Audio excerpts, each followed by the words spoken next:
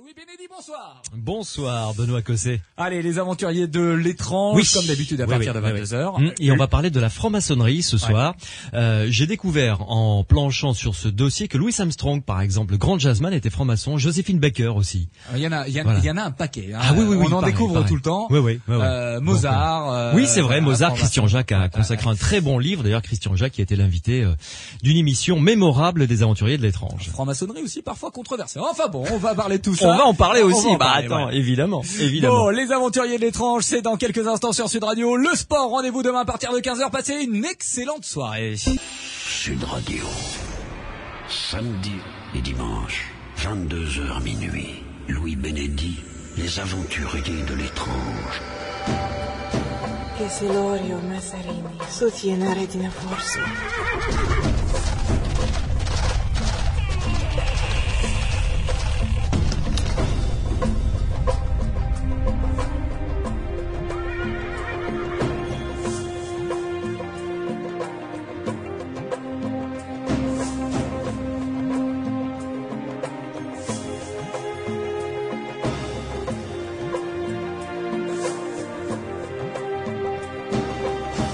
Bonsoir et bienvenue dans les aventuriers de l'étrange sur Sud Radio.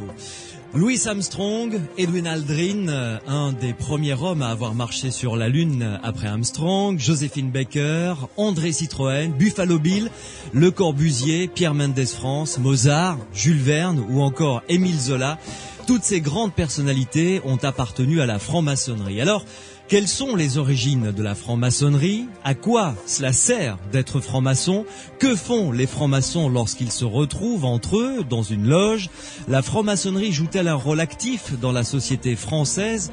Qu'en est-il de l'affairisme dans la franc-maçonnerie? Ce soir, nous allons répondre, ou du moins essayer de répondre à toutes ces questions avec plusieurs invités. J'ai le plaisir de recevoir avec nous au téléphone Jean-Michel Quiardet, qui est grand maître du Grand Orient de France. Bonsoir. Bonsoir. Merci de nous accorder un petit peu de votre temps parce que vous êtes en congrès, je crois, actuellement. Nous sommes, nous venons de terminer le congrès et nous sommes dans un banquet républicain. Ah, très bien. Donc, avec vous, nous allons évoquer les différentes questions que je viens de poser. Également, comme invité, Monsieur Jean-Louis Cany, bonsoir. Bonsoir. Alors, vous êtes grand officier national de la Grande Loge nationale de France, je n'ai rien oublié. Exactement, c'est ça. Très bien. C'est ce titre. Donc nous allons avec vous deux évoquer ces questions. Un peu plus tard dans la soirée, Madame Danielle Chevalier, qui est conseillère fédérale pour la région sud-ouest de la Grande Loge féminine de France, sera avec nous aux alentours donc, comme je vous l'ai dit, de 23h. Nous aurons aussi avec nous deux auteurs d'un livre qui vient d'être publié aux éditions d'Hervy. Les deux auteurs sont Monique Cara et Marc de Jode. Le livre s'intitule Le dictionnaire des francs-maçons illustres. Ils nous feront découvrir le parcours maçonnique de quelques personnages célèbres comme Louis Armstrong par exemple. Alors, vous le savez, vous êtes les bienvenus dans cette émission si vous voulez poser des questions à nos invités ou nous faire part de vos commentaires ou vos réactions. Vous avez deux possibilités par SMS. Tout d'abord, vous tapez Sud sur votre portable, vous laissez un espace, vous rédigez ensuite votre réaction, votre commentaire, votre question et votre numéro de téléphone, pourquoi pas si vous voulez que l'on vous rappelle, et vous envoyez le tout au 71 200 ou encore vous avez la possibilité du téléphone classique, vous composez le 0826 300 300, 0826 300 300 et Cyril qui est au standard me fera part de vos réactions et si vous le désirez, vous interviendrez à l'antenne. Bienvenue donc dans les aventuriers de l'étrange. Jean-Michel Quiardet, donc grand maître du Grand Orient de France, et Jean-Louis Cany, grand officier national de la Grande Loge nationale de France. La première question que je vais vous poser à tous les deux est sans doute la plus simple, mais en même temps sûrement la plus complexe. Je vais commencer avec vous, si vous le permettez, Jean-Michel Quiardet. Qu'est-ce que la franc-maçonnerie pour vous? Je poserai la même question ensuite à Jean-Louis Cany. La franc-maçonnerie, c'est une société de pensée, c'est un rassemblement d'hommes pour le Grand Orient de France, avec les sœurs d'autres obédiences qui viennent nous rejoindre, pour penser, pour réfléchir à la fois sur soi-même, sur les grands problèmes philosophiques, les grandes questions philosophiques de l'existence de Dieu, des origines, jusqu'aux problèmes de société, les questions économiques, et sociale. Donc c'est à la fois un parcours personnel, une formation personnelle et un engagement dans la société pour faire triompher un certain nombre de valeurs. Jean-Louis Cany, qu'est-ce que la franc-maçonnerie pour vous? D'abord, je me permettrai de saluer le grand maître que je connais bien, puisque nous sommes déjà rencontrés une fois à Toulouse, s'il s'en souvient. Tout à fait. Alors moi je vais donner une réponse qui est une réponse très académique, qui est celle qui est inscrite dans notre livre de règlement général. La franc-maçonnerie est une libre association d'hommes indépendants, ne relevant que de leur conscience et s'engageant à mettre en pratique un idéal de paix, d'amour et de fraternité. On peut y rajouter bien sûr des actions philanthropiques qui sont la spécificité de la franc-maçonnerie. C'est très philosophique finalement tout cela, Jean-Michel Quiardet. C'est à la fois très philosophique et c'est l'intérêt d'une obédience comme la nôtre, Grand Orient de France, d'être à la fois cette réflexion sur soi, cette réflexion sur le devenir, qu'est-ce que l'homme, la nature humaine, d'où vient-il, mais au-delà de cette réflexion purement philosophique, c'est une réflexion sociétale, c'est-à-dire comment, en effet, pour réaliser l'objectif qui vient d'être indiqué, l'amour fraternel entre les hommes, comment faire? Nous, notre constitution, Grand Orient de France, dit que nous devons participer à l'amélioration matérielle, morale et sociale de l'humanité. Et la devise du Grand Orient de France, c'est la devise de la République, liberté, égalité, fraternité. Donc c'est à la fois philosophique dans la formation individuelle, mais c'est aussi un engagement dans la cité. Oui. Vous êtes combien de membres dans votre Grand Orient de France? Nous sommes actuellement 47 000 membres. Oui. Et nous sommes donc la principale obédience maçonnique, puisqu'actuellement il y a 130 000, enfin en effectif, 130 000 membres, et la plus ancienne, puisque nous avons été créés au début du XVIIIe siècle. Oui, Jean-Louis Cany, combien de membres? Alors la Grande Loge nationale française à l'heure actuelle compte, depuis ce matin, 1530 loges, et compte 37 000 et je crois 600 ou 800 adhérents, puisque on contient quand même les comptes à peu près à jour, du moins on nous les communique régulièrement. D'accord. Jean-Michel Quiardet, pourquoi êtes-vous devenu franc-maçon? Moi personnellement, je suis devenu franc-maçon pour deux raisons.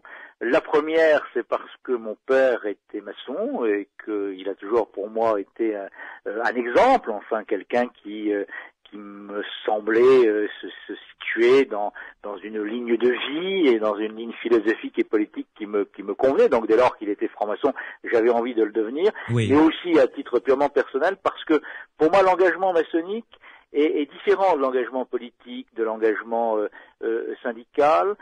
C'est de pouvoir s'engager dans la société, mais en rencontrant d'autres hommes, d'autres opinions politiques, d'autres opinions philosophiques. C'est-à-dire à la fois des gens qui ont des religions, d'autres qui n'en ont pas, des gens qui sont plutôt de gauche, des autres qui sont plutôt de droite, naturellement au Grand Orient de France dans le cadre du corpus républicain. Et donc moi j'ai eu du mal, j'ai toujours du mal à m'engager sur une ligne totale. J'aime bien rencontrer l'autre, réunir un peu ce qui était part, mais naturellement pour essayer de faire que notre société soit une société la plus humaniste possible. Ça a été ça profondément mon engagement. Oui, mais est-ce que ça veut dire que dans le cadre de vos activités maçonniques, vous avez eu l'occasion de rencontrer des gens que vous n'auriez jamais eu l'occasion de rencontrer dans votre vie de tous les jours? Ah, certainement. C'est ça qui est intéressant. C'est le creuset d'hommes de toutes origines sociales et incontestablement, et là vous me posez cette question, je pense à quelqu'un qui est devenu maçon un petit peu plus tard que moi, plus âgé que moi, avec des parcours totalement différents, et qui est devenu un frère, mais au-delà de cette fraternité, qui est devenu quelqu'un pour moi de très proche. Donc ça, c'est en effet la rencontre de l'autre, la rencontre des différences, et un peu aussi l'intelligence, et surtout même l'intelligence du contradictoire. Ouais. Jean-Louis Cany, à votre tour, pourquoi vous êtes devenu maçon? Alors c'est un petit peu l'histoire d'un petit enfant, puisque c'est très jeune, à peu près, je dois avoir 10 ou 11 ans, où j'ai découvert dans un grenier une vieille collection du Pèlerin, magazine de l'époque, de 1885, la belle époque où il y avait un affrontement terrible entre la franc-maçonnerie et l'Église française.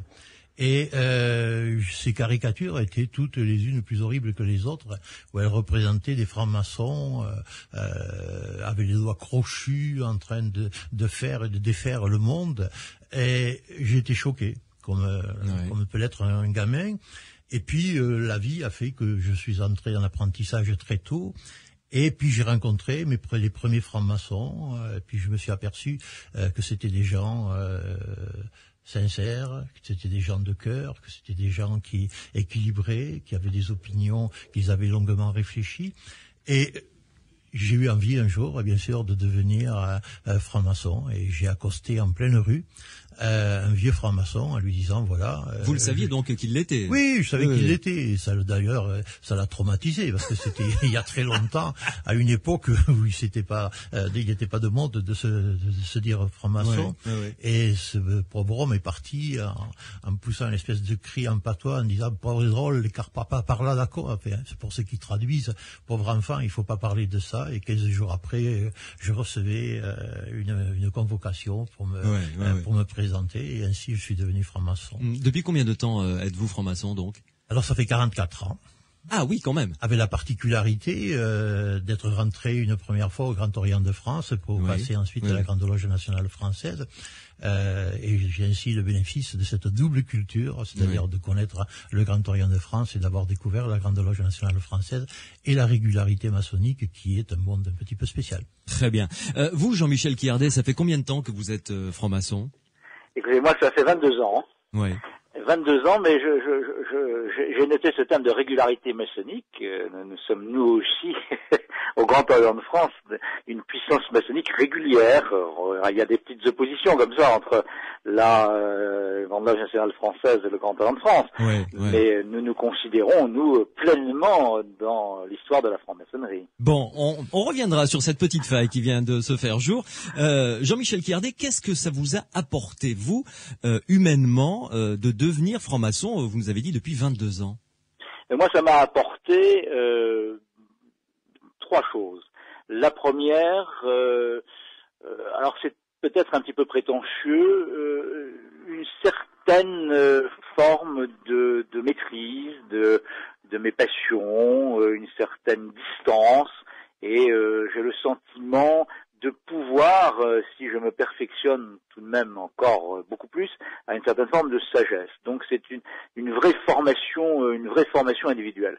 La deuxième chose, c'est que vous savez, quand on est pris dans les activités professionnelles, dans d'autres activités associatives, familiales, on n'a plus beaucoup de temps pour réfléchir, pour écrire, pour essayer d'apporter sa contribution par des exposés, par des conférences. Ça, la maçonnerie, nous, Grand Orient de France, nous le donne complètement. C'est-à-dire, c'est aussi une espèce de grande université populaire qui permet de parfaire notre formation. Et la troisième chose, et elle est très importante, ça m'a donné la possibilité d'un engagement dans la cité sur des principes qui nous sont chers au Grand Orient de France et pour lesquels nous combattons, et en tant que grand maître du Grand Orient de France, j'essaie d'y participer activement, c'est-à-dire la République, la laïcité et l'humanisme. Là, ça veut dire un engagement politique? C'est un engagement politique au bon sens du terme. C'est pas un engagement partisan. C'est pas de dire je suis dans tel ou tel parti où il appartient aux francs-maçons de voter pour tel ou tel homme ou tel courant politique. Nous sommes sur les valeurs et les valeurs doivent être constamment rappelées. Les valeurs de la République, la liberté absolue de conscience, le droit de croire ou de ne pas croire, les droits imprescriptibles de la personne humaine. C'est un engagement qui peut être très fort et qui, au fond, a donné, si vous voulez, un sens à ma vie. Et je crois qu'au-delà des différences qu'il peut y avoir entre les obédiences maçonniques, ceux qui s'engagent dans la vie maçonnique, au fond, brisent un petit peu cette condition un petit peu absurde de l'homme. Il naît, il vit, il meurt. Eh ben, nous, on fait comme tous les autres, mais on a donné un certain sens à nos vies par ce parcours et par cet engagement. Jean-Louis Cagny, vous, cela fait 44 ans donc, c'est ça, que vous êtes oui, franc-maçon? Oui, ça fait 44 ans, et je pense que ce que vient de dire mon frère Jean-Michel est à peu près la même chose que je vais vous dire. Peut-être en plus, le fait d'avoir quitté l'école très très jeune, d'être autodidacte, cette franc-maçonnerie m'a donné le goût de la recherche, de l'étude, que j'aurais pu peut-être abandonner si je n'avais pas rencontré la franc-maçonnerie. Il y a une stimulation entre les frères, participer aux travaux d'une loge, ça veut dire les comprendre, ça veut dire également y apporter quelque chose, et donc à côté du travail strictement maçonnique qui est sur soi, qui entraîne chacun d'entre nous à parfaire sa pierre. Eh bien, effectivement, il y a un travail de culture qui est important, et je pense que c'est important, et je l'ai fait avec plus ou moins de chance. Enfin, j'ai essayé de m'adapter à ça. Vous avez employé un terme, parfaire sa pierre. Qu'est-ce que ça veut dire? Bien, tous les francs-maçons symboliquement participent à l'édification de la grande œuvre, c'est-à-dire que de cette humanité dont parlait tout à l'heure notre grand maître. Et même si nous ne le faisons pas de la même façon, et que chaque franc-maçon, avec modestie, ne peut prétendre de représenter qu'une seule petite et modeste pierre. Faut-il encore que cette pierre, elle soit cubique et qu'elle aille parfaitement en harmonie avec l'ensemble des autres? Oui, c'est la même chose pour vous, Jean-Michel Quiardé. Oui, absolument. Cette symbolique de la pierre est intéressante. Nous sommes au fond à la fois des sculpteurs et des bâtisseurs. C'est-à-dire que quand on polit sa pierre, c'est-à-dire qu'on essaie au fond, ce que faisaient les compagnons au Moyen-Âge, on essaie de faire chacun notre chef-d'œuvre. Donc, une espèce de chef-d'œuvre intérieur, c'est-à-dire essayer de se perfectionner le plus possible. Et puis, le chef-d'œuvre à l'extérieur, l'amour fraternel entre les hommes, la tolérance mutuelle, le respect des autres, de soi-même, la liberté de conscience, la liberté, l'égalité, la fraternité. Donc, c'est une symbolique qui est très forte. Nous sommes des bâtisseurs, des sculpteurs aussi, parce que vous savez, c'est comme un personnage dans un roman d'Alejo Carpentier, un grand romancier cubain. Il prenait des pierres comme ça brutes, il les sculptait et il disait je redonne vie aux pierres. C'est un peu ce qu'on fait. On essaie de redonner de la vie et du sens. J'y reviens toujours parce que c'est important à ce qui apparaît au départ un peu brut, un peu brutal, brut de décoffrage pour employer un langage un peu commun. Et c'est la raison pour laquelle nous croyons dans les hommes. C'est-à-dire que chaque homme, quelle que soit sa formation, d'où qu'il vienne, quelles que soient ses conditions économiques, chaque homme est perfectible par un travail qui est son propre travail et qui est aussi par le travail des autres. Vous avez parlé de travail l'un et l'autre. Qu'est-ce que vous faites lorsque vous vous réunissez? Donc c'est dans une loge que vous vous réunissez. D'abord, qu'est-ce qu'une loge? Qui veut y répondre? Jean-Michel Quiardé, Jean-Louis Cany? Une loge, c'est une loge. Pourquoi on appelle ça une loge? Parce que ça vient des constructeurs des cathédrales qui se réunissaient à la fois pour faire leurs plans et ensuite de manière conviviale dans ce qu'ils appelaient un emplacement qu'ils appelaient la loge, et là aussi pour continuer à la fois la conception de leur construction et pour se retrouver entre eux. Donc c'est ça la loge. Qu'est-ce qu'on fait dans une loge? Dans une loge, on fait deux types de travaux. On a un rituel qui permet à un moment donné de se départir du monde profane, de se départir, ce qu'on appelle le monde profane, c'est le monde extérieur, donc se départir de ses problèmes quotidiens, de ses soucis professionnels, de ses soucis familiaux, pour essayer en fait de s'éveiller un petit peu plus à la conscience de l'autre. Ça, c'est la première chose qu'on fait. La deuxième chose... Un rituel, avez-vous dit, donc c'est religieux finalement? Pas du tout. Le rituel n'est pas nécessairement religieux. Il y a des rituels républicains. Le défilé du 14 juillet, c'est un rituel, un rituel républicain. Et ensuite, le second travail, c'est ce que j'ai expliqué tout à l'heure. Chaque membre de la loge peut, en Grand Orient de France, c'est une grande liberté. S'il veut pas, il le fait pas. Mais la plupart font des exposés où disent, moi j'ai envie de vous expliquer ce que je pense sur le revenu minimum d'existence. J'ai des idées là-dessus. Moi, j'ai envie de vous expliquer un petit peu quel était mon parcours personnel, mon parcours professionnel. D'autres qui sont plus philosophiques, qui vont nous expliquer en quoi le cynisme philosophique peut être quelque chose d'intéressant et de constructeur. Voilà. C'est extrêmement divers. Et puis à un moment donné, nous travaillons tous sur une question qui est choisie par les membres de l'obédience, qui peut être une question sur le pouvoir, qui peut être une question sur la paix, qui peut être une question aussi sur la laïcité, et en principe toutes les loges travaillent sur cette question, et ça crée donc à un moment donné une réflexion commune sur les grands enjeux de notre société. Jean-Louis Cany, quels sont les travaux, puisque visiblement vous ne travaillez pas de la même manière, donc au Grand Orient de France ou à la Grande Loge Nationale de France? On travaille de la même façon, dans le sens où nous avons un rituel qui est très très très précis, qui est cultivé comme étant un moyen très adapté à délivrer un message aux jeunes apprentis qui rentrent dans nos obédiences. On n'y travaille pas tout à fait de la même façon qu'au Grand Orient de France, puisque la spécificité de la Grande Loge nationale française, c'est d'exclure de ses travaux les problèmes d'ordre politique et d'ordre religieux. Oui. Non pas parce que nous ne sommes pas intéressés à titre de citoyen par ces sujets, bien entendu, nous avons une vie citoyenne et souvent très très très remplie, mais ce genre de sujet ne rentre pas en loge.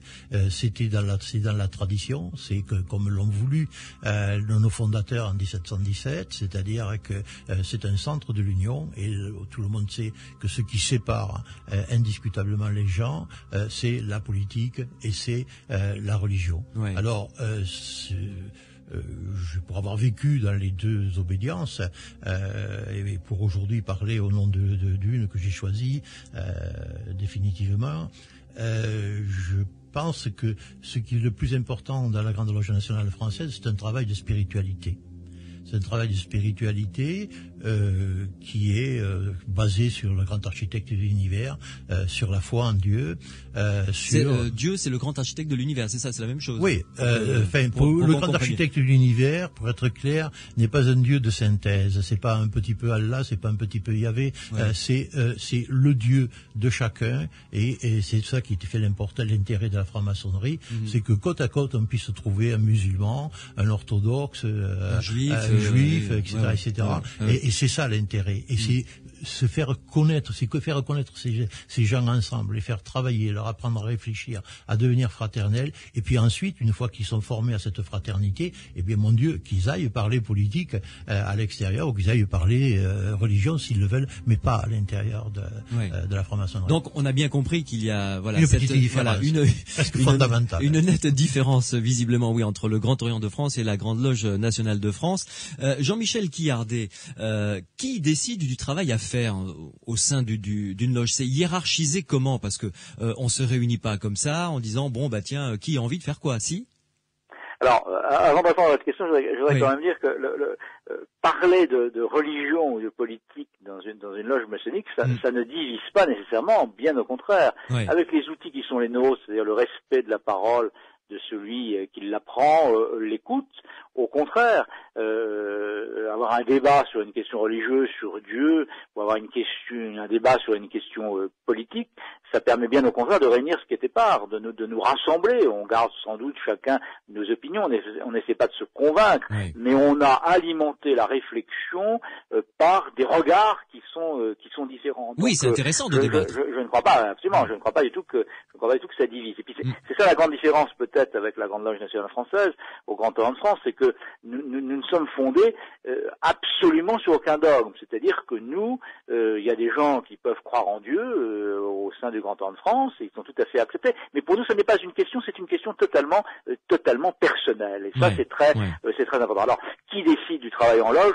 Vous savez, nous au Grand Orient, on est très démocratique. Donc, en principe, c'est le vénérable de la loge, c'est le président de la loge qui organise le travail, mais les planches, comme nous disons, les exposés, les conférences, les travaux sont faits à l'initiative des frères qui disent « Moi, j'aimerais bien travailler sur telle question, est-ce que tu peux me mettre sur ton ordre du jour ?» Tout ça se fait de manière tout à fait collective et tout à fait conviviale et démocratique. Oui. Mais alors dites-moi, je vais vous poser une question donc à l'un et à l'autre, une question que j'ai posée dès le départ. J'aimerais que vous nous apportiez un élément de réponse. La franc-maçonnerie est-elle une force de lobbying en France, dans notre société actuellement? Jean-Michel Quillardet. C'est une force, enfin pour le Grand Orient de France, c'est une force de proposition. C'est-à-dire que nous avons, et là c'est l'institution qui porte ces propositions-là, nous allons effectivement voir, et souvent à leur demande, des ministres, des chefs de partis politiques, des présidents d'assemblées, qui nous demandent au fond un petit peu quelle est la sensibilité du Grand Orient de France sur telle ou telle question. Moi j'ai été interrogé il n'y a pas tellement longtemps par un membre du gouvernement sur le projet de loi sur l'immigration. Donc nous sommes une force de proposition, nous essayons d'exercer une influence éthique, une influence morale, une influence intellectuelle, politique au bon sens du terme. Jean-Louis Cany. Oui, je pense que tous les grands maîtres sont au moins une fois par an invités par le président de la République, le rencontrent et je pense abordent les sujets de leur choix et qui sont certainement ceux également de la société. Je ne suis pas d'accord, bien sûr, avec ce que vient de dire notre grand maître, bien que son point de vue soit tout à fait respectable et que, après tout, ça représente effectivement la spécificité du Grand Orient de France. Mais je pense qu'il y a suffisamment en France de conseils économiques, de syndicats, d'associations, de partis politiques, sans qu'on ait véritablement encore besoin d'interroger la franc-maçonnerie sur des sujets spécifiques. J'appartiens à d'autres associations que la franc-maçonnerie, je ne veux pas citer Médecins du Monde ou d'autres, et je pense que j'ai l'occasion, comme d'autres, à l'intérieur de ces associations, qu'elles soient syndicales, qu'elles soient autres, de donner mon point de vue de citoyen, et je vois pas en quoi la franc-maçonnerie serait plus autorisée à donner un problème, un avis sur un problème précis. Par contre, ce qui est intéressant, je crois, c'est de former des hommes qui soient des hommes préparés au dialogue, qui soient préparés à la tolérance, qui soient préparés à l'échange. Et ces gens, une fois qu'ils ont été formés, mais bien sûr qu'ils aillent dans la société et qu'ils changent effectivement et peut-être le comportement des partis politiques, des syndicats qui sont pas toujours très démocratiques. C'est important de porter le regard maçonnique parce que justement, nous sommes sur les principes, nous sommes sur les grandes interrogations, sur les grands questionnements, et ça, c'est ce que les partis politiques, les organisations syndicales ne font pas, parce qu'elles sont prises dans des perspectives partisanes, au bon sens du terme, dans des perspectives électoralistes. Le regard maçonnique, c'est le regard justement d'hommes, de femmes qui sont extrêmement différents les uns et les autres, mais qui ont une sensibilité commune, un chemin commun, et donc rappeler l'importance de la question laïque, rappeler l'importance de l'idée que nous nous faisons de la République, rappeler l'importance notamment du fait que l'humanité est en train de se déshumaniser dans un certain nombre de rapports sociaux dans la société d'aujourd'hui. Je crois que c'est important, il faut le dire avec force et vigueur. Alors, à vous entendre tous les deux là depuis presque une demi-heure que nous discutons, la maçonnerie c'est quand même pas très loin de l'idéal. En revanche, la maçonnerie, et là il faut en parler, a été éclaboussée par des scandales financiers, des scandales affairistes. On en entend parler de temps en temps dans la presse, et il n'y a pas encore si longtemps que cela. Quelle est votre opinion là-dessus, Jean-Michel Quiardet? Alors, écoutez, je crois que nous avons beaucoup d'efforts à faire, nous autres francs-maçons, que ce soit la GLNF ou le Grand Orient de France, pour changer cette image dégradée. Je crois que, bien évidemment, nous sommes une société humaine. Dans toute société humaine, dans toute communauté d'hommes, vous avez des brebis galeuses. C'est pas parce qu'un professeur est pris dans une affaire de pédophilie qu'on va dire que tous les professeurs sont pédophiles. Évidemment. Alors c'est pas parce qu'il y a un franc-maçon qui est pris dans une affaire économique et financière qu'on va dire que tous les francs-maçons sont des corrompus. Ça, c'est inacceptable comme image. 99,05 des francs-maçons du Grand Orient, et je le dis et certainement aussi à la JLNF, sont des hommes propres, des hommes responsables, des hommes honnêtes.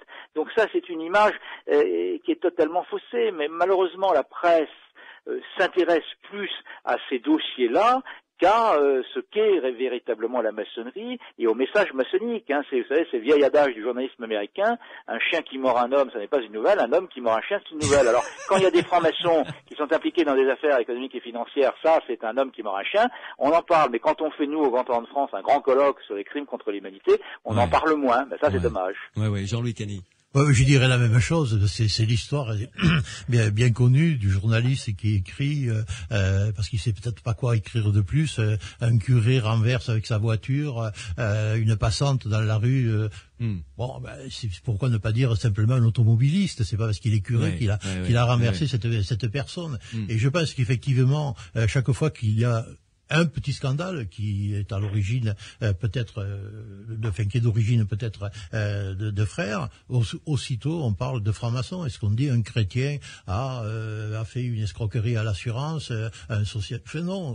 Et je crois que c'est ce que je vous disais tout à l'heure quand je vous parlais de ces vieilles caricatures qui étaient enfermées dans cette malle, caricatures que j'ai eu la chance de racheter il y a pas très longtemps. C'était pas les mêmes, c'était les mêmes, mais elles venaient pas du même endroit. moi, sont toujours les mêmes. C'est-à-dire qu'on a toujours diabolisé le franc-maçon. Le franc-maçon, c'est toujours un petit peu le juif, un petit peu le méchant, celui qui trahit. Durant la Seconde Guerre mondiale, la franc-maçonnerie a payé un lourd tribut d'ailleurs. Bien sûr, mais s'il y avait que là que la franc-maçonnerie ait payé son tribut, ce serait pas grave. Mais elle l'a payé à peu près dans tous les pays qui ont essayé de supprimer la démocratie. Ouais. Or, je crois que c'est un signe. Le signe, il est là, c'est que la franc-maçonnerie dérange dans son système, dans sa façon de penser, beaucoup de gens. Et ces gens sont automatiquement des adversaires de la franc-maçonnerie. Et à un moment donné, eh bien, ils l'expriment par la médisance, le complot, qu'importe. Oui. Jean-Michel Quillardet, je vais vous poser une dernière question parce que je crois que vous devez retourner à votre congrès. Parlons justement de ce voile opaque qui couvre la franc-maçonnerie. Pourquoi est-ce qu'après tout, ce ne serait pas plus clair que les gens s'affichent, ceux qui sont francs-maçons, qu'ils s'affichent, et qu'une bonne fois pour toutes, on clarifie la situation?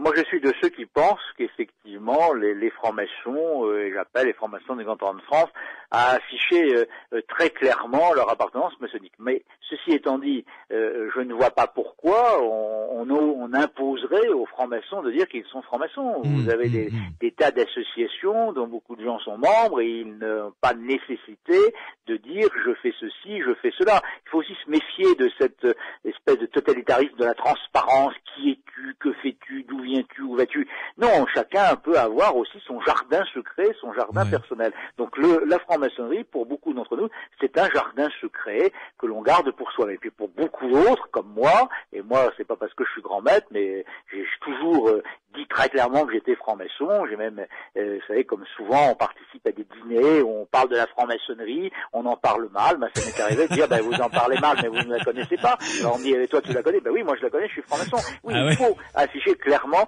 parce que, vous savez, il faut être fier d'être franc-maçon, parce que, bien sûr qu'il y a toujours des difficultés, personne n'est parfait, c'est un idéalisme, c'est une utopie, et c'est pas toujours la réalité, mais c'est quand même une très belle idée, un très bel engagement. Merci beaucoup en tout cas Jean-Michel Quillardet de nous avoir accordé ces quelques minutes. Je rappelle que vous êtes le grand maître du Grand Orient de France. Bonne fin de soirée. Merci. Merci beaucoup. Et nos amitiés, si je peux me permettre, à vos amis au cours du repas républicain. Merci beaucoup. Merci beaucoup. Jean-Louis Cagny, vous restez avec nous car j'ai encore pas mal de questions à vous poser. Tout à l'heure, à partir de 23h, je vous le rappelle, la conseillère fédérale de la Grande Loge féminine de France va venir nous rejoindre parce qu'on n'a pas beaucoup parlé des femmes qui sont aussi présentes dans la franc-maçonnerie. Nous en parlerons parce que je ne dis pas de bêtises, Jean-Louis Cagny, mais la Grande Loge nationale française est uniquement masculine, hein, c'est ça, hein? Alors, il faut préciser avant qu'arrive... Et le Grand Orient de France aussi. Hein. Voilà, oui. Alors, je crois qu'il faut replacer la franc-maçonnerie dans son contexte international. La franc-maçonnerie, c'est 8 millions de francs-maçons à travers le monde. Oui. Là, nous avons parlé des problèmes maçonniques franco-français, mais ailleurs, ils n'existent pas. En Angleterre, aux États-Unis, en Suède, en Allemagne, ce genre de problème ne se pose même pas. Et c'est vrai. Et c'est dommage que par tradition, les femmes ne sont pas acceptées en franc-maçonnerie.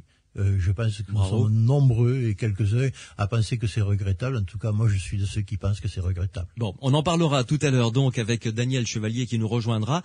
Mais dans quelques minutes, nous aurons avec nous Marc de Jode qui est l'auteur d'un livre qui s'intitule Dictionnaire des francs-maçons illustres. Le saviez-vous? Abdelkader, Zavata, George Washington, Jules Ferry, Gerald Ford, Oliver Hardy, celui qui a évidemment été le collègue de Laurel, voilà, Stan Laurel, qui était donc Laurel et Hardy, Rudyard Kipling, Lafayette, Charles Lindbergh, Sade, même le marquis de Sade était franc-maçon, figurez-vous. Après tout, voilà, c'était dans le livre. On en parlera tout à l'heure avec Marc de Jode. Sud Radio, les aventuriers de l'étrange. Marc Lavoine avec cette chanson Tu m'as renversé. Marc Lavoine qui est peut-être franc-maçon d'ailleurs, je ne sais pas, on lui posera la question la prochaine fois qu'il passera du côté de Sud Radio. Je ne vous garantis pas la réponse, mais en tout cas on essaiera de lui poser la question.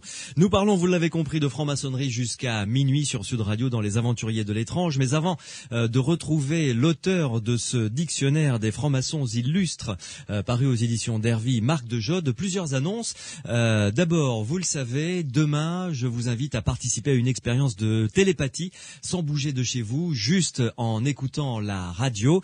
Nous avons avec mon complice Pierre Massiès mis au point, enfin surtout lui, moi je l'ai surtout regardé, mis au point une expérience de télépathie. Nous ferons 4 tentatives de télépathie, donc demain. Chacune durera 2 minutes et chez vous, tranquillement, relaxé, vous essaierez de capter ce que je vais essayer modestement de vous envoyer et ensuite vous enverrez un courrier. On vous expliquera tout ça en détail. Si vous avez envie d'en savoir un petit peu plus sur la franc-maçonnerie, je vous invite à vous rendre au Salon du Livre ésotérique qui va se dérouler à Condom les 17 et 18 juin prochains dans le Gers donc, et samedi soir notamment, il y a une grande conférence qui s'intitule L'avenir de la franc-maçonnerie dans la société actuelle. Il y aura plusieurs représentants qui seront sur scène. J'aurai le plaisir de présenter la soirée, donc c'est pour ça que je vous le dis, je le sais assez bien. Et donc ce Salon du Livre ésotérique se déroulera à Condom 17-18 juin. Un site internet pour vous renseigner, Salon Liber, L-I-B-E-R, Salon Liber, c'est en un seul mot, .org, et là vous aurez toutes les infos. Tout de suite, Marc de Jode pour parler de ce dictionnaire de francs-maçons illustres et de personnages célèbres qui étaient francs-maçons. Les aventuriers de l'étrange sur Sud Radio. Marc de Jode, bonsoir. Bonsoir. Vous êtes l'auteur avec Monique Cara d'un livre paru aux éditions d'Hervy qui s'intitule Dictionnaire des francs-maçons illustres. Alors, d'abord, qu'est-ce qui vous a donné envie d'écrire ce livre sur ces francs-maçons célèbres? Eh bien, ça faisait un bon moment que l'édition française avait un petit peu délaissé les illustres francs-maçons, puisque il n'y avait pas de dictionnaire du même type écrit depuis plus de 20 ans déjà. Ouais. Et on s'est dit que ça pouvait être intéressant de faire une sélection de 300 personnalités, dont la plupart sont connues du plus grand nombre. Il s'agit de personnalités françaises ou étrangères, et d'essayer, quand c'était possible, de montrer le lien qu'on a pu effectivement trouver entre leur engagement maçonnique d'une part, et l'action qu'ils ont faite dans le monde et la trace qu'ils ont laissée dans l'histoire. C'est-à-dire que à travers leur vie, si je comprends bien, d'après vous, ils se sont conduits en francs-maçons ou en adéquation avec les principes maçonniques. Pour beaucoup d'entre eux, on peut le dire, oui. Oui. Alors, il y a effectivement beaucoup de gens célèbres. Zavata, par exemple, Arthur Conan Doyle, le père de Sherlock Holmes. Absolument. Qui était franc-maçon. Charles Lindbergh. Hugo Pratt, le dessinateur de bande dessinée, le créateur de Corto Maltese. Oui, c'est vrai qu'il avait fait un album de Corto Maltese à Venise où il parlait des francs-maçons, effectivement. Exactement, il a rédigé cet album, du reste très peu de temps après avoir été lui-même initié dans une loge maçonnique. Donc, Venise. Ceci explique cela, effectivement. Voilà. Alors, avec vous, on va parcourir rapidement la vie de quelques francs-maçons illustres que vous avez recensés dans ce livre. D'abord, peut-être un regret, il n'y a personne qui exerce ou quelqu'un de célèbre vivant actuellement dans ce livre. On a limité le nombre des personnalités vivantes. Dans la mesure où on a choisi de prendre un peu de recul. Vraiment, le choix que nous avons posé, c'est il a laissé une trace dans l'histoire. Alors, c'est vrai qu'il y a quelques noms, malgré tout, de vivants que nous avons retenus, et notamment Henri Caillavet, qui a laissé, à travers son action parlementaire, une trace dont on peut supposer qu'elle durera longtemps. Et puis Pierre Simon, l'ancien grand maître de la Grande Loge de France, qui est un personnage extraordinaire, qui est toujours vivant, et qui est avec Yvonne Dornès, ancienne grande maîtresse de la Grande Loge féminine de France, fondateur du planning familial, et de tous les combats. Il est l'accompagnateur, si vous voulez, l'accompagnateur scientifique, puisqu'il était médecin, de tous les combats féministes des années 50 et 60. Oui, dont notamment la loi pour l'avortement, etc. Donc, il fut le rédacteur auprès de Simone Veil. Absolument. Bien sûr. Alors, le premier exemple étonnant, on le trouve à la première page d'ailleurs, j'ignorais qu'il fut franc-maçon, c'est l'émir Abdelkader. Tout à fait. Peu de gens le savent, du reste. Oui. Alors, quand et comment, expliquez-nous ça?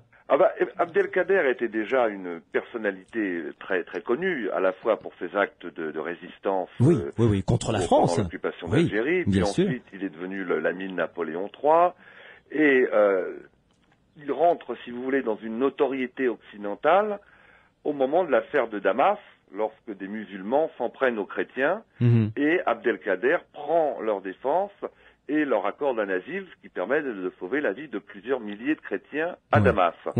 Alors, un tel événement va faire le tour de toutes les capitales européennes et va inciter le Grand Orient de France à lui proposer d'entrer en franc-maçonnerie. D'accord. Voilà, donc ça se passe en 1860. Ouais. En 1860, Abdelkader reçoit quasiment en même temps 2 propositions de 2 loges différentes, la loge Henri IV d'une part, et la loge La Sincère Amitié, qui toutes les deux lui proposent de rentrer en maçonnerie, ce qui est assez rare pour un musulman, car en fait, jusqu'à présent, c'était plutôt dans l'univers occidental que la maçonnerie recrutait. Mais là, la figure d'Abdelkader est telle à cette époque que les francs-maçons décident de recruter cet illustre musulman. Et lui accepte. Alors, il va hésiter un moment, parce qu'il va d'abord essayer de comprendre ce que c'est que la franc-maçonnerie. Bien sûr, ce qui est normal.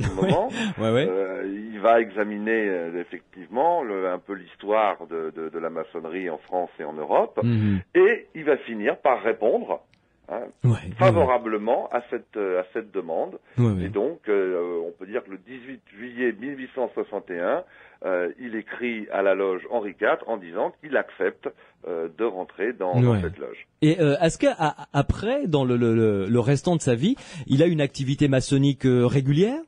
Alors, il faut voir qu'effectivement, c'est un petit peu compliqué pour lui, parce que la loge Henri IV est une loge parisienne, et lui, il vit à Damas. C'est un peu compliqué, donc, déjà, son initiation ne pourra avoir lieu qu'en 1864, et il sera initié par la loge Les Pyramides à Alexandrie, en Égypte, mais pour le compte de la loge Henri IV. D'accord, ok. Et effectivement, à partir de là, il sera en quelque sorte un franc-maçon par correspondance.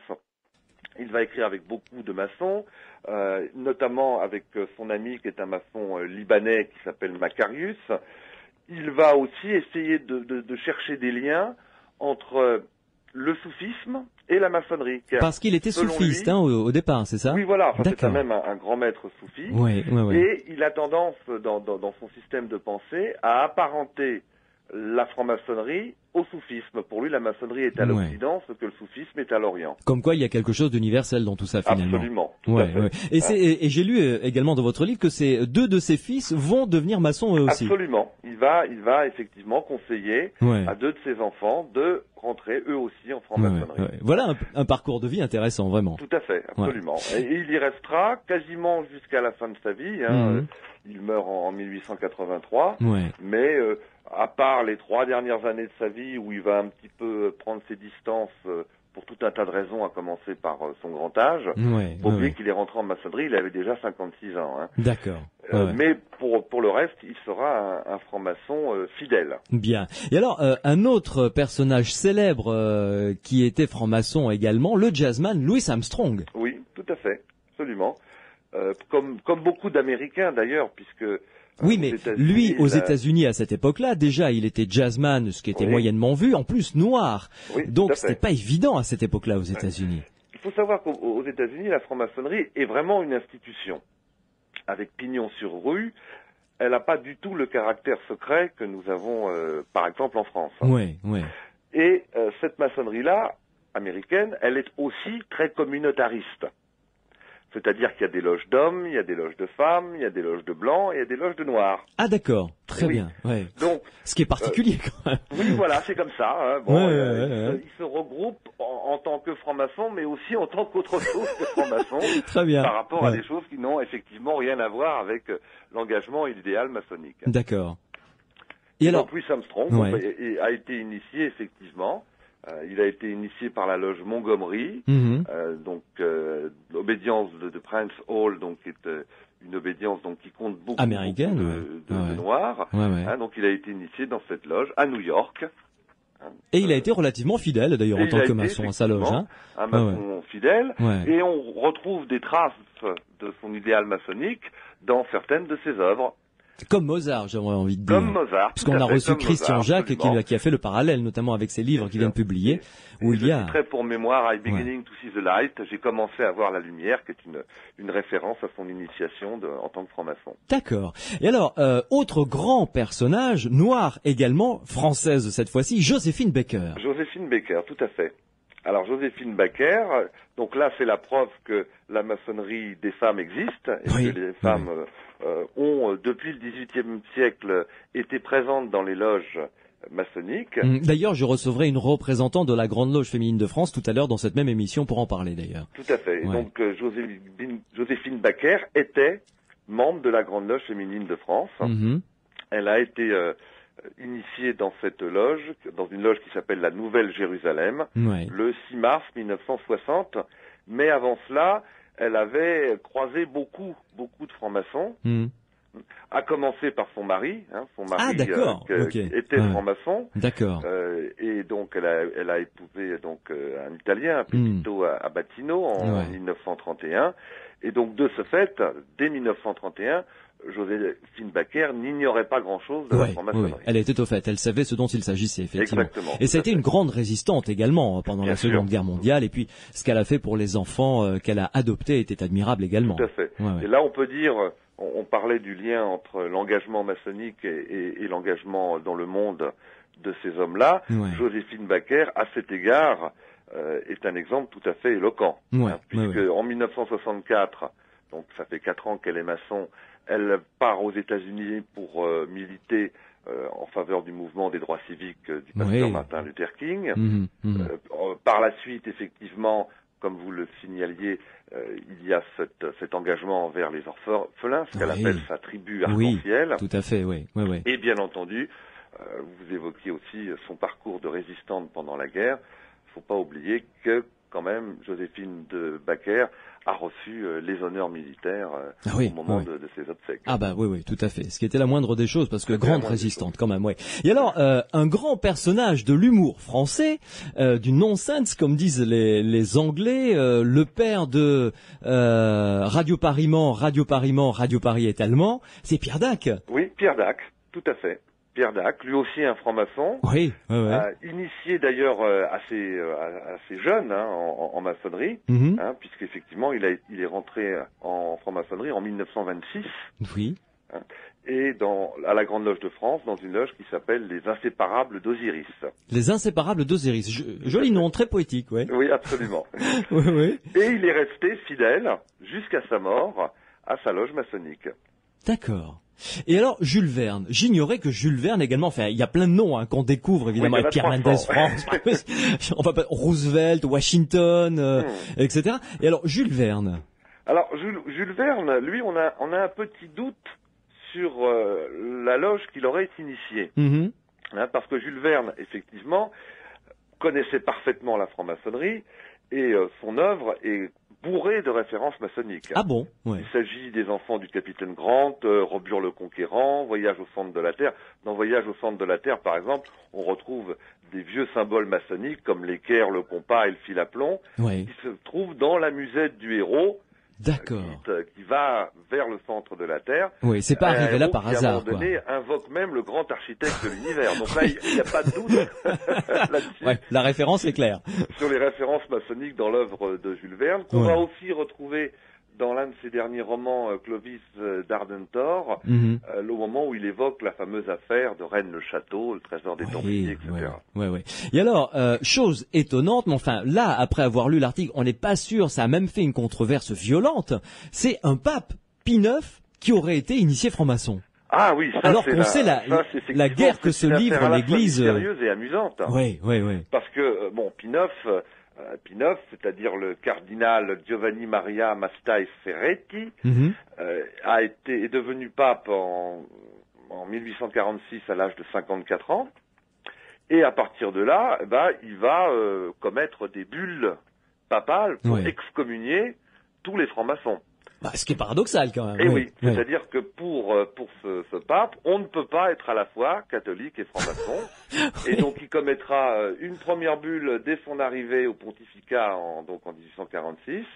Et puis une deuxième bulle pour réitérer son affirmation. Voilà, la deuxième couche pour que ce soit bien clair. Et pourtant, effectivement, quelques années, on est on se situe 2 ans avant la mort de Pie IX. On ressort un document dans une loge de Bavière dans lequel il y aurait le compte-rendu de l'initiation de Ferretti, à l'époque où il est encore évêque d'Imola. Ouais. Donc d'une initiation qui aurait eu lieu donc dans la loge Catena de Palerme. Ah oui, ça fait désordre un peu. Ah, ça fait désordre, effectivement, qu'un pape ait été dans sa jeunesse, on peut dire, initié dans une loge maçonnique. Alors, évidemment, il va démentir. Oui. Il ne peut pas faire autrement. Il va s'excommunier lui-même. Ouais. Donc, il peut pas démentir. Donc, il va démentir parce qu'il ne peut pas reconnaître cela. Et puis, l'affaire va en rester là. C'est-à-dire que, personne ne va juger utile de relever l'affaire.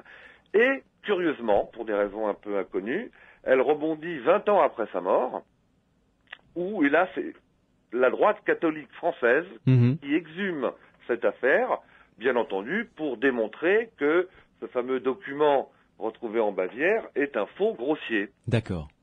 Alors ça va effectivement, comme vous le disiez, provoquer de sérieuses esclandres qui vont remonter jusqu'à la Chambre des députés à Paris. On imagine, oui. Voilà, donc, alors bien entendu, les spécialistes vont s'opposer, certains vont dire mais oui, il était franc-maçon, d'autres vont dire non, c'est pas vrai, enfin, la presse va s'en mêler, et donc pour éviter que ça finisse en bataille rangée à la Chambre des députés, les députés catholiques vont recevoir des excuses officielles de la part des républicains qui vont dire que finalement ils se moquent complètement de savoir si ce pape était ou non franc-maçon. Finalement tout le monde s'en sort, quoi. Voilà, comme ça tout le monde s'en sort. Et alors dites-moi, dans votre livre il y a énormément de membres de la famille de Napoléon Bonaparte, empereur français, mais finalement est-ce que Napoléon Bonaparte a été franc-maçon ou pas? Alors là c'est un autre mystère, un autre mystère qui n'est pas encore éclairci aujourd'hui. Il est exact effectivement. Les frères de Bonaparte, presque tous ses frères étaient francs-maçons. Sa sœur Caroline était franc-maçon. Son épouse Joséphine de Beauharnais était franc-maçonne et même grande maîtresse des loges féminines. D'accord. Donc il était cerné, quoi. Il était entouré. Tous les ministres, que ce soit Cambacérès, Fouché et Talleyrand, étaient francs-maçons. Et sur les 26 maréchaux d'Empire, 17 étaient francs-maçons. Ça fait beaucoup. On peut dire qu'il était complètement cerné par la maçonnerie. Mais pour ce qui concerne Napoléon Bonaparte, alors là, il y a des historiens qui affirment que non, il n'était pas franc-maçon, et d'autres qui formulent des hypothèses. Alors pour certains, il aurait été initié à Malte juste avant son séjour pour la campagne d'Égypte. Pour d'autres, c'était plus tôt, lorsqu'il était encore officier aspirant à Valence. Pour d'autres, c'était un peu plus tard, notamment pour certains, il aurait été initié clandestinement à Rome en 1811, alors qu'il était déjà empereur. On n'a pas de preuves, quoi, finalement. On n'a pas de preuves. Bon, il y a l'hypothèse qui, pour ma part, me semble la plus plausible, c'est celle de l'historien Henri Guillemin, qui donc situe l'initiation de Napoléon peu de temps après sa nomination au grade de général, à une époque où il est un peu en disgrâce avec le directoire, il se serait un peu offert une garantie maçonnique en se faisant initier dans une loge de Marseille qui s'appelait le Choix des vrais amis. Cela dit, on n'a aucun document dans cette loge qui attesterait de l'initiation. Et lui s'est bien gardé d'en faire part. Si vous voulez, lui, il trouvait plus intéressant peut-être de la contrôler indirectement, à travers tout un tas de personnes de son entourage. D'accord, oui, ce qui était la preuve d'un grand stratège, évidemment. Absolument. Complètement. Mais alors dites-moi, Marc de Jode, lors de la rédaction avec Monique Carra, donc de ces 300 petites biographies de personnages illustres qui ont été francs-maçons ou francs-maçonnes, quel est celui ou celle qui vous a le plus impressionné finalement, avec un peu de recul? Avec le recul, il y en a beaucoup, et certains, effectivement, pour lesquels j'ai eu un véritable coup de cœur. Et je pense notamment à des francs-maçons, à des hommes qui se sont rencontrés en maçonnerie. Parce que ce que j'ai découvert avec une grande surprise, c'est que certains hommes qui n'avaient rien à voir à faire entre eux se sont rencontrés pour la première fois au moment où ils attendaient pour qu'on les initie dans la loge maçonnique. Ah oui. Donc comme ça, on a de formidables coïncidences. Je parlais de Cambacérès tout à l'heure.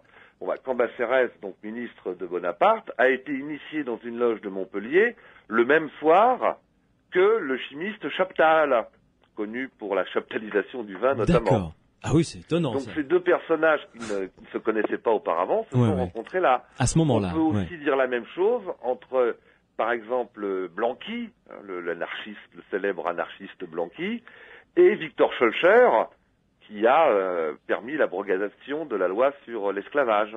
D'accord. On peut encore dire la même chose avec un certain nombre comme ça de personnages qui se sont rencontrés. Je pense à Jules Vallès, le poète, et le futur ministre Gustave Mesureur, alors que lui-même n'avait que 22 ans. Vous voyez, donc ce sont des hommes jeunes qui se rencontrent par hasard à l'occasion d'une initiation maçonnique. Très bien. Marc de Jode, en tout cas, merci de nous avoir fait comme ça vivre à travers les portraits rapides de personnages illustres que l'on vient d'évoquer, leur vie maçonnique. Je rappelle le titre du livre que vous avez écrit avec Monique Cara. C'est donc aux éditions d'Hervy, Dictionnaire des francs-maçons illustres. Et on apprend plein de choses comme ça. C'est un peu on découvre ce qui explique la création de certaines choses. Je pense à Rudyard Kipling, par exemple. Oui, Rudyard Kipling. Celui qui a écrit le petit livre de la jungle. Le livre de la jungle. Voilà, par exemple, le livre de la jungle. jungle. D'une initiation dans lequel il a repris effectivement tout un tas de symboles maçonniques, mais on pourrait dire la même chose aussi de Pinocchio. Oui, exact. De Carlo Collodi. Oui, qui était franc-maçon là aussi. Là encore est une histoire pour enfants, mais qui s'inspire considérablement de toute la symbolique maçonnique que ces deux hommes ont rencontré en loge. Étonnant. Dites-moi, est-ce que vous le savez, parmi tous les ministres qui sont au pouvoir actuellement, combien sont francs-maçons ? Un certain nombre. Mais vous savez, on a l'habitude, moi je ne cache pas personnellement mon appartenance à la franc-maçonnerie, mais entre francs-maçons, on n'a pas l'habitude de se dévoiler les uns les autres. Et s'il y a des ministres francs-maçons, c'est à eux-mêmes de le dire à la presse. Ce qui paraît logique. Tout à fait. Très bien. Merci beaucoup Marc de Jode. Je vous en prie. À très bientôt, au revoir. Au revoir. Voilà, donc nous n'aurons pas de révélation tonitruante ce soir, mais enfin l'émission n'est pas terminée, on ne sait jamais. Alors parmi les autres francs-maçons illustres qui sont référencés dans ce livre que je vous conseille, publié aux éditions d'Hervy, il y a John Wayne par exemple, John Wayne, le grand héros des westerns, qui était franc-maçon, Salvador Allende, Léon Blum, Franklin Roosevelt, Émile Littré, Simon Bolivar aussi, Robert Surcouf, le corsaire, qui était également franc-maçon. Jean-Louis Cany est resté en notre compagnie, Jean-Louis Cany, donc je vous le rappelle, grand officier national de la Grande Loge nationale française. Qu'est-ce que ça vous inspire, tous ces grands personnages comme ça Mais ça nous inspire que effectivement, ces personnages sont authentiques francs-maçons. Certaines, c'est vrai, l'ont été éphémères.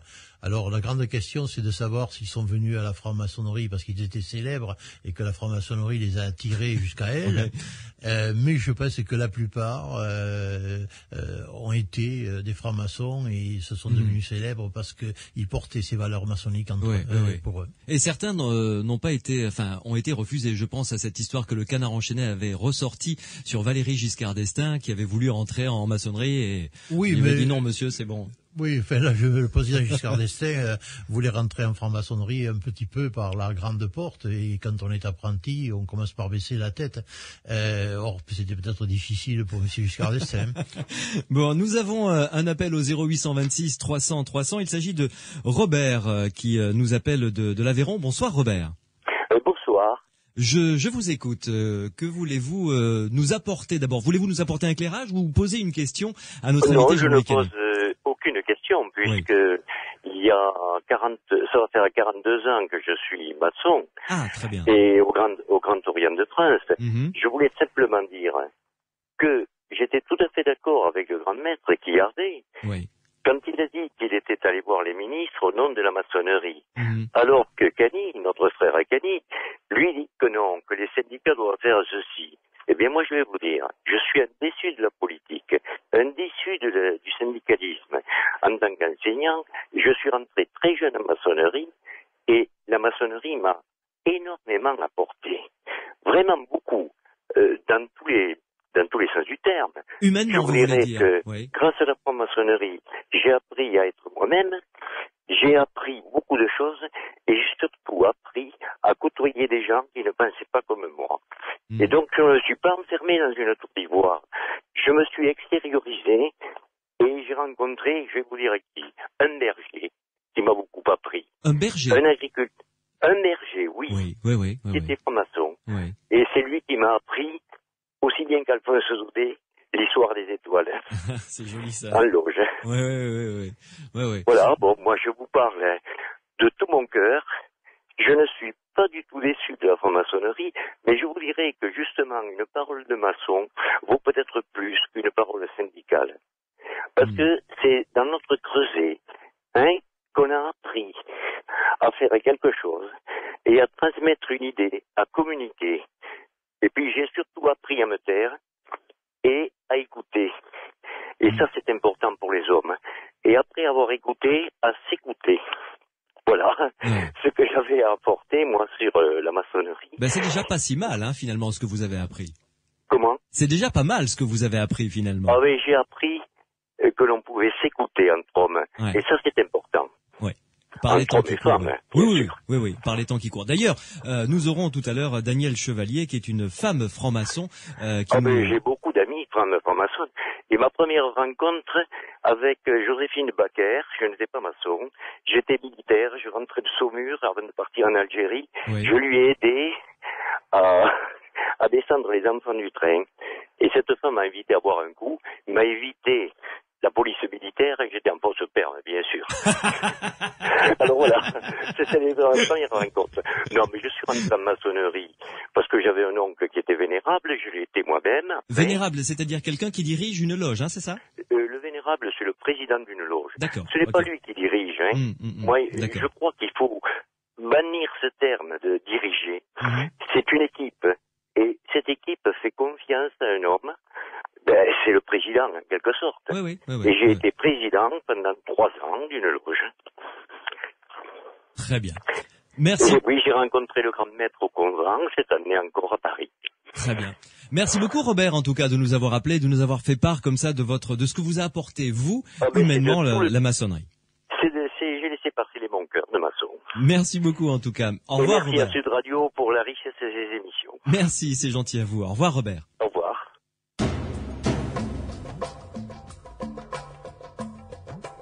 Dans quelques minutes, nous allons découvrir une femme franc-maçon. Danielle Chevalier va venir nous rejoindre cette émission. Jean-Louis Cagny de la Grande Loge nationale française reste avec nous. Danielle Chevalier est conseillère fédérale pour la région sud-ouest pour la Grande Loge féminine de France. Donc, elle nous apportera le point de vue féminin et l'on parlera de cette étrange position des différentes obédiences qui sont venues s'exprimer dans les aventuriers de l'étrange sur Sud Radio. Certaines sont masculines, d'autres sont exclusivement féminines.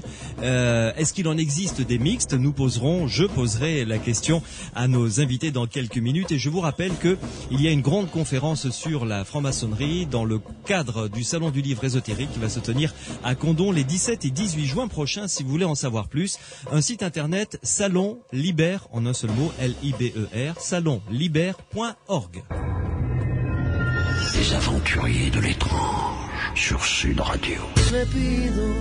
Juanes, adios, Lepido sur Sud Radio. Dans les aventuriers de l'étrange, nous essayons de comprendre un petit peu comment fonctionne la franc-maçonnerie. Vous le savez, vous êtes les bienvenus dans cette émission si vous voulez poser des questions à nos invités ou nous faire part de vos commentaires ou vos réactions. Vous pouvez nous appeler au 0826 300 300 comme l'a fait Robert de l'Aveyron il y a quelques instants. 0826 300 300, notre standard est à votre disposition. Vous pouvez encore nous envoyer des SMS. Vous tapez Sud sur votre téléphone portable, vous laissez un espace, vous notez votre réaction, vous rédigez votre question, votre numéro de téléphone également si vous voulez que l'on vous rappelle, et vous envoyez le tout au 71 200.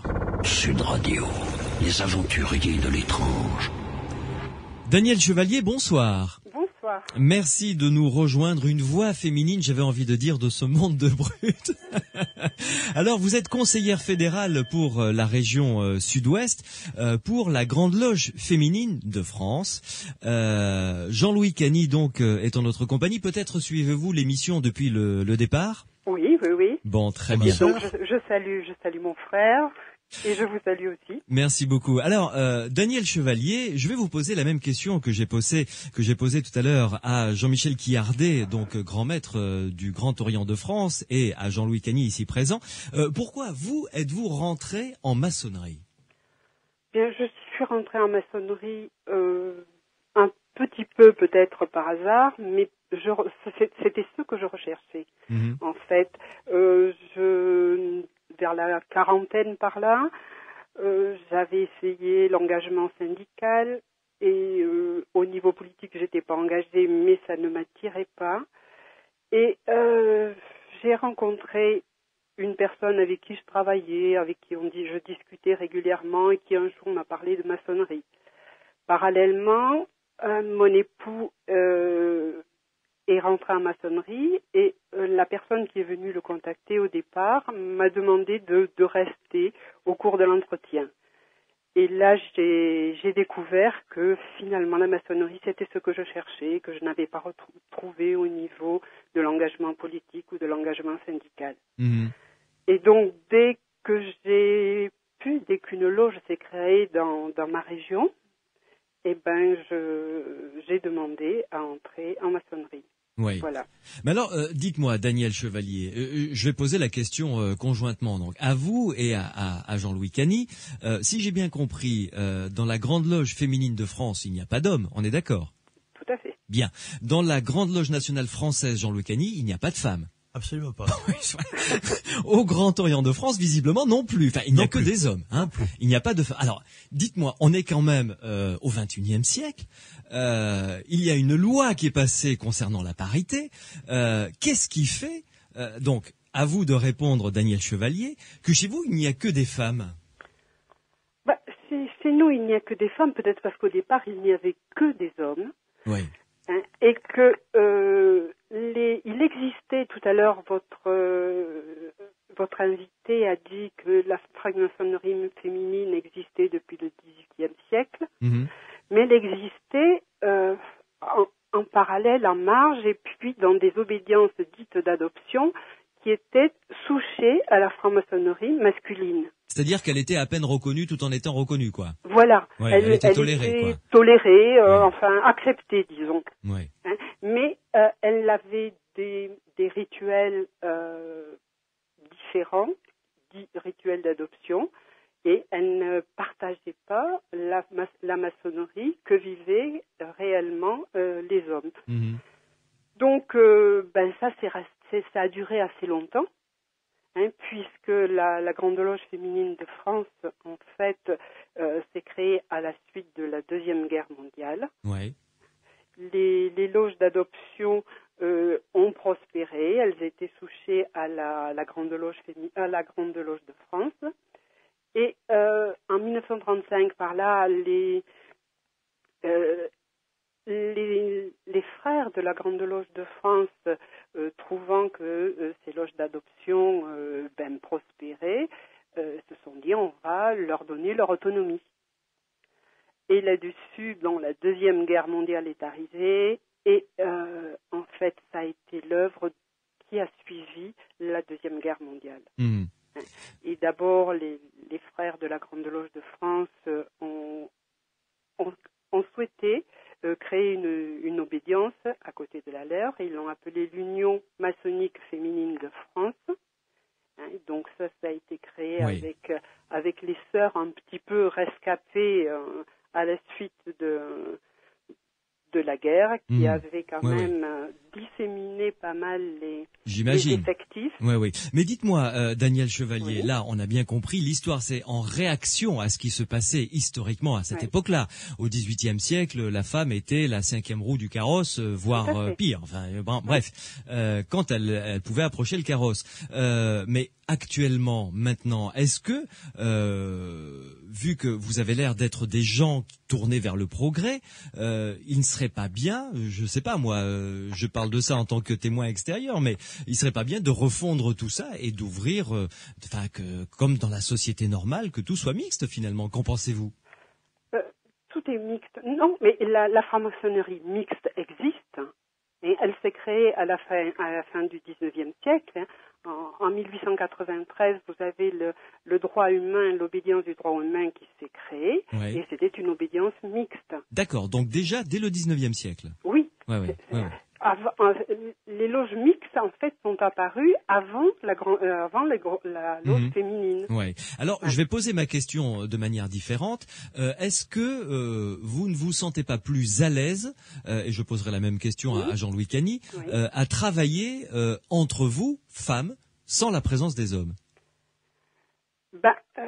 Oui, on pense qu'on a une spécificité féminine. Bien sûr, ça c'est évident. cette spécificité, en fait, est préservée par le fait que nous nous réunissions entre nous. Oui. Et certaines autres diront que en fait la présence masculine dans des loges féminines modifie le mode de fonctionnement, d'expression, et donc les femmes évidemment s'exprimeraient mieux entre elles. Ouais. Et en plus, disons que la franc-maçonnerie, travaillant à l'amélioration de la condition humaine et luttant contre les esclavages, quels qu'ils soient, disons que la condition de la femme, dans la condition humaine, a été longtemps, si vous voulez, au niveau de l'esclavage, la femme était maintenue dans l'ignorance, dans les tâches ménagères. Bien sûr. Et donc, disons qu'on est peut-être les mieux placés pour aussi, entre autres, on va défendre aussi bien la condition des enfants que des personnes qui souffrent, mais il y a aussi la condition de la femme, et peut-être qu'on est les mieux placés pour en discuter. C'est évident. Jean-Louis Cany, la Grande Loge nationale française que vous représentez donc ici dans les Aventuriers de l'étrange est purement masculine. Alors, on revient à ce que je disais tout à l'heure, 8 millions de francs-maçons à travers le monde, réguliers, c'est-à-dire qui respectent la règle fondamentale, ce qui ne veut pas dire que les autres ne respectent pas leurs règles, celle qui fut instaurée à la création de la franc-maçonnerie, n'acceptent pas effectivement les femmes. Alors, la première raison, je pense que c'est ancestral, c'est-à-dire que sur les devoirs des compagnons compagnons bâtisseurs, il était précisé que pour être compagnon, il fallait être né libre, il fallait être majeur, et il fallait ne pas être infirme et ne pas être femme. C'était comme ça. C'était comme ça. Bon, ça date du XIVe siècle. Oui. On peut quand même. Mais ça a duré. Voilà, un peu, oui, c'est vrai. Et même encore de nos jours. Un peu. Alors, effectivement, il y a cette règle. Alors, moi, je pense effectivement, personnellement, à titre personnel, qu'elle est regrettable. Elle est regrettable. Je ne suis pas pour la maçonnerie féminine, ni pour la maçonnerie masculine. Je pense que la maçonnerie devait être au reflet de la société, c'est-à-dire mixte, regroupée des hommes et des femmes. Je pense que dans toutes les obédiences se pose la question, aussi bien au Grand Orient de France, je ne suis pas habilité pour parler pour lui, que dans les autres, on se dit quand même, c'est quand même un peu anachronique, c'est un peu anormal de ne pas recréer la même collaboration entre hommes et femmes que l'on retrouve dans la cité. Moi, je vais accuser la franc-maçonnerie dite irrégulière, c'est-à-dire celle qui est en train de remuer un petit peu tous les fondements de la franc-maçonnerie, en disant que le jour où la franc-maçonnerie régulière aura obtenu une espèce de calme, d'agitation, qui aura rompu avec cette agitation qui est environnante, où on supprime une fois le grand architecte de l'univers, une autre fois on modifie un rituel, on le déforme, on le rend complètement inaccessible. Je pense que la question pourra se poser et qu'elle sera, dans ce cadre-là, réglée positivement. Et d'ailleurs, je précise qu'en Angleterre, qui est le pays gardien, entre guillemets, de la régularité maçonnique, les fameux clubs anglais commencent par être pénétrés le plus légalement du monde par des femmes dont je vois pas pourquoi. Oui, mais il y a très peu de temps, hein. Oui, il y a très peu de temps. Les clubs des gentlemen anglais étaient réservés aux gentlemen, justement. Les clubs, c'est la franc-maçonnerie, et chaque loge a son club. Ah, d'accord. Et par exemple, sur Londres, il y a 1000 loges et 1000 clubs. Eh bien, il y a déjà quelques clubs qui ont dû concéder l'entrée des femmes dans leur sein. Je note que vous avez dit concéder. Oui, concéder, oui, c'est vrai. C'est vrai que ça ne se fait pas, c'est pas spontané. C'est vrai que les hommes, les francs-maçons comme les francs-maçons, ils sont bien entre eux, ils discutent, ils échangent, c'est un cercle de copains, mais c'est regrettable. Je pense que ça évoluera. Daniel. Oui. Daniel Chevalier, il y a encore du chemin à faire, hein. Daniel Chevalier, Jean-Louis Cany, vous restez avec nous une pause et on se retrouve pour continuer à essayer de comprendre les arcanes de la franc-maçonnerie en France. Sud Radio, les aventuriers de l'étrange. Pascal Obispo, 1980, extrait de son tout nouvel album Dans les aventuriers de l'étrange sur Sud Radio. Nous parlons de la franc-maçonnerie. Si vous voulez venir poser des questions dans cette émission, vous êtes les bienvenus. 0826 300 300 ou encore nous contacter par SMS Sud, un espace. Vous envoyez votre réaction, votre question, éventuellement votre numéro de téléphone si vous voulez que l'on vous rappelle et vous envoyez le tout au 71 200. J'en profite pour vous rappeler que dans le cadre du salon du livre ésotérique qui va se tenir à Condom les 17 et 18 juin, autrement dit le week-end prochain, il y a une grande conférence sur la franc-maçonnerie et son avenir dans la société actuelle. Ce sera au théâtre de Condom dans le cadre de ce salon. Un site internet, salonliber en un seul mot, .org pour avoir toutes les infos.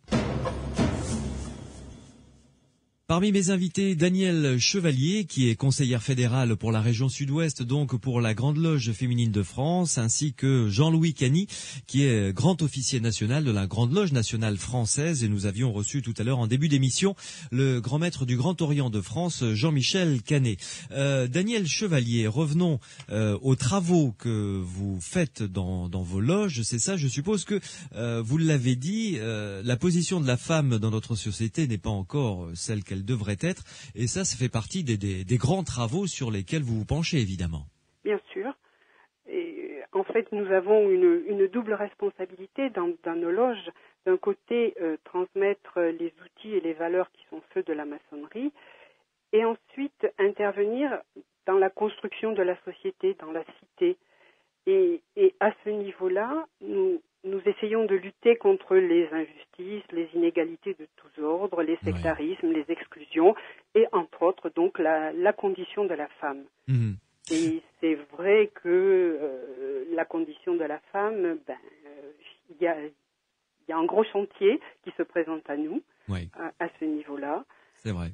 Que ce soit sur le plan professionnel, quand on fait allusion au fameux plafond de verre, qui est un euphémisme pour montrer que certaines femmes sont écartées de certains postes de direction ou de responsabilité. Ouais. C'est Simone Veil qui avait dit, je crois, il me semble, elle avait dit il y a fort longtemps, quand on mettra une femme incompétente à un poste d'importance, là on saura que vraiment on est arrivé à presque égalité avec les hommes. Je pensais que c'était Édith Cresson qui l'avait dit. C'était Édith Cresson. Non, il me semble que c'est Simone Veil. Ça peut être l'une ou l'autre.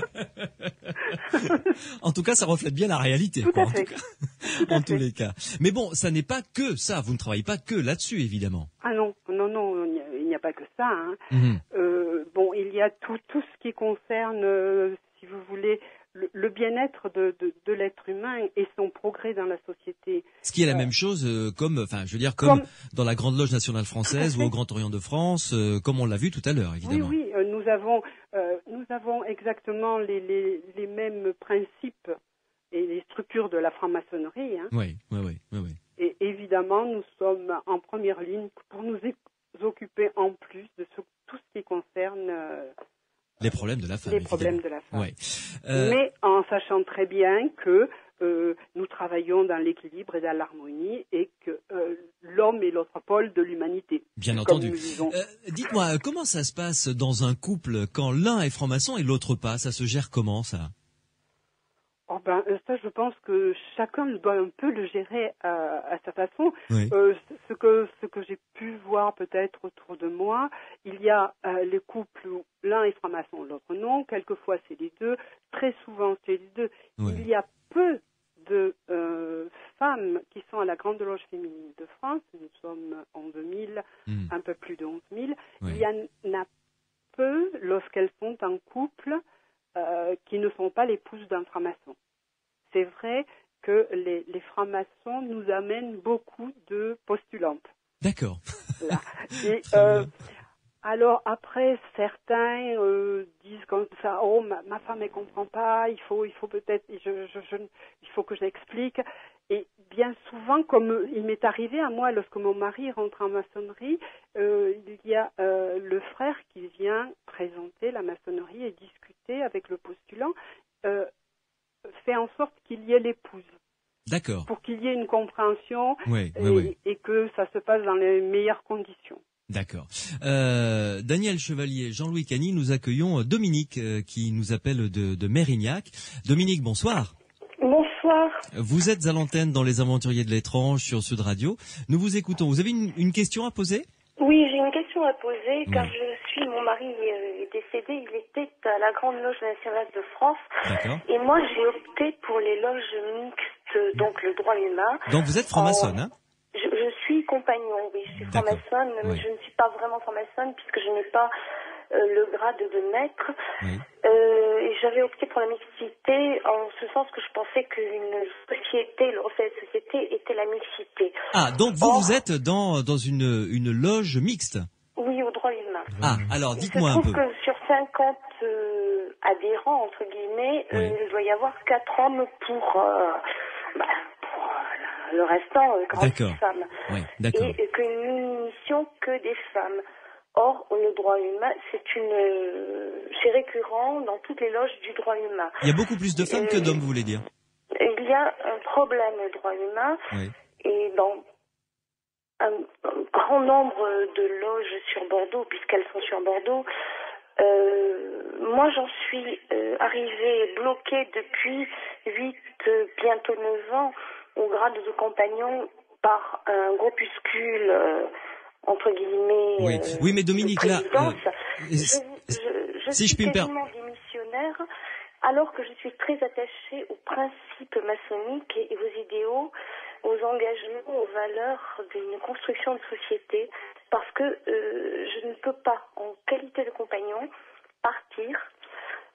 Oui, mais Dominique, je vous arrête tout de suite. Là, j'avoue que je comprends un petit peu ce que vous dites, mais pas tout, parce que je ne connais pas toutes les arcanes et ceux et celles qui nous écoutent sont pareils.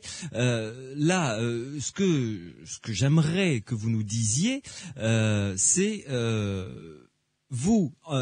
Est-ce que dans un endroit mixte, travailler avec des hommes, vous avez trouvé ça plutôt enrichissant ou pas ? Voilà, c'est ça surtout. C'était extrêmement enrichissant, et c'est extrêmement enrichissant parce que il y a une complémentarité. Oui. Mais la grande question est de se dire où sont les hommes, parce que les hommes désertent pour partir justement au Géo, au Grand Orient, ou pour être entre eux, quoi, sans femmes, c'est ça. Entre eux.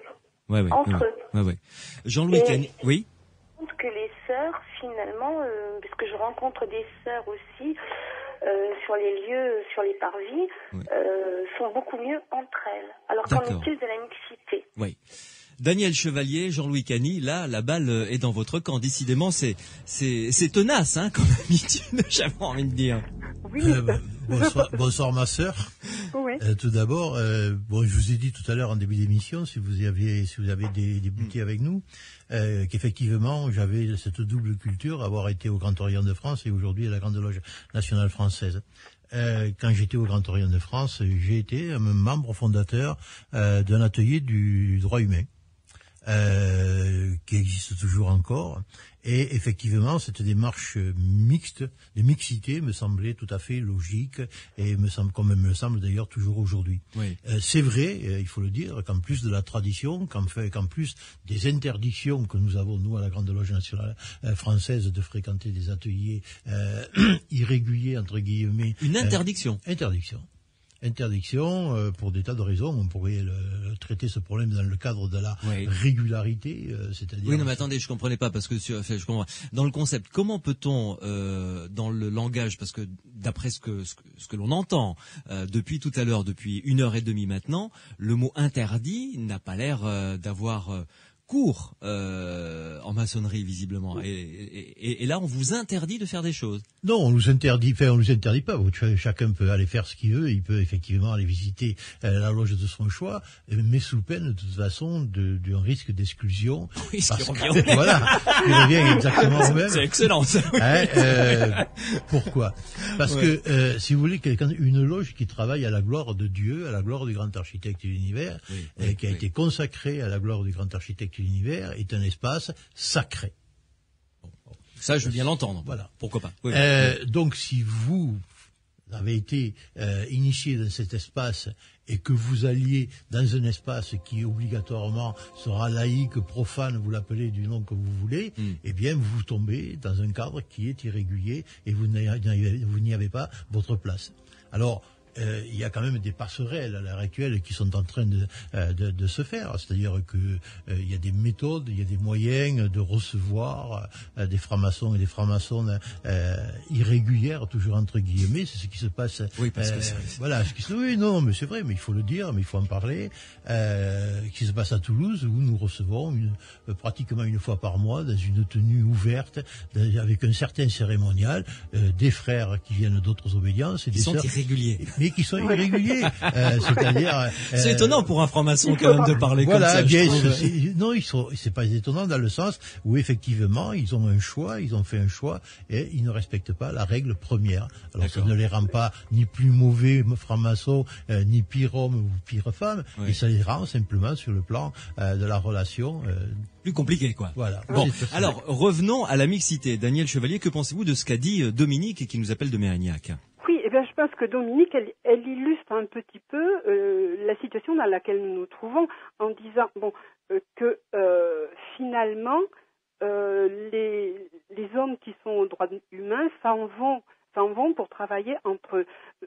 C'est pour ça que nous pensons, non pas parce que nous sommes une loge féminine que nous travaillons entre nous d'une manière vraiment totalement isolée. Non, nous allons travailler entre nous, mais pour pouvoir échanger après. D'accord. Il existe des tenues entre Quand vous dites loges. tenues, c'est les réunions, c'est ça, hein? Oui. Ah, d'accord. Oui. Voilà, d'accord. Et dans lesquelles les hommes et les femmes peuvent, par exemple, travailler sur un même sujet séparément et puis confronter leur travail, en discuter ensemble. Ah, d'accord. Mais, donc, il y a des moments d'échange quand même. On peut se rencontrer. On peut se rencontrer. Il existe voilà. ce qu'on appelle des tenues interobédientielles. D'accord. Et l'année dernière, au niveau national, d'ailleurs, il y a eu une tenue commune entre la Grande Loge de France et la Grande Loge féminine de France. D'accord. Donc, vous avez travaillé ensemble, quoi. Oui. Si vous voulez, c'est le temps de réflexion, d'approfondissement que nous travaillons séparément, mais non pas dans l'exclusive totale. Oui. Voilà. Bien. Encore une pause et on se retrouve tout à l'heure parce que j'ai une question à tous les deux à vous poser, que ceux et celles qui nous écoutent doivent se poser également. Comment sélectionnez-vous ceux qui vont rentrer? On ne connaît pas Jean-Louis Cagny, un vieillard franc-maçon qui traverse la rue pour aller l'alpaguer en disant bonjour, je veux rentrer chez vous. Quand on est intéressé, on trouve toujours la porte d'entrée. Donc je vous poserai la question à vous, il y a Daniel Chevalier dans Les Aventuriers de l'étrange. Les Aventuriers de l'étrange sur Sud Radio. Baby, Can I Hold You? C'était Myriam Abel sur Sud Radio. Dans Les Aventuriers de l'étrange, nous parlons de la franc-maçonnerie et des francs-maçons, évidemment, et de ce qu'ils font à l'intérieur des loges. Ce sont les lieux dans lesquels ils se retrouvent. Si vous avez des questions, 0826 300 300, 0826 300 300. Cyril vous attend à notre standard, ou encore vous pouvez nous communiquer vos réactions, vos questions par SMS en nous écrivant Sud d'abord, ensuite un espace, et vous nous envoyez donc vos réactions au 71 200. Daniel Chevalier est en notre compagnie, Jean-Louis Cagny également. Daniel Chevalier, comment se passe, excusez-moi peut-être d'employer le mauvais terme, mais le recrutement? Le recrutement. Oui,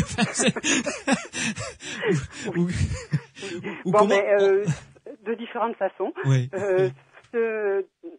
Il y a parfois des personnes qui veulent rentrer en maçonnerie et qui ne rencontrent pas, comme notre frère, un vieux maçon sur leur chemin. Oui. Alors, dans ce cas-là, comment faire? Maintenant, avec Internet, ça devient plus facile. On peut chercher sur Internet la plupart des principales. Oui, les principales obédiences ont un site Internet, voilà. Ça c'est vrai. Oui, pour travailler sur l'émission, je l'ai largement utilisé et c'est facile à trouver. Tout à fait. C'est vrai. Oui. Donc, elle s'adresse à ce moment-là à la GLFF à Paris. Et à Paris, on les dirige vers l'atelier, c'est-à-dire la loge, qui est le plus proche de chez elles. Voilà, de là où elles habitent. De là où elles habitent. Ok.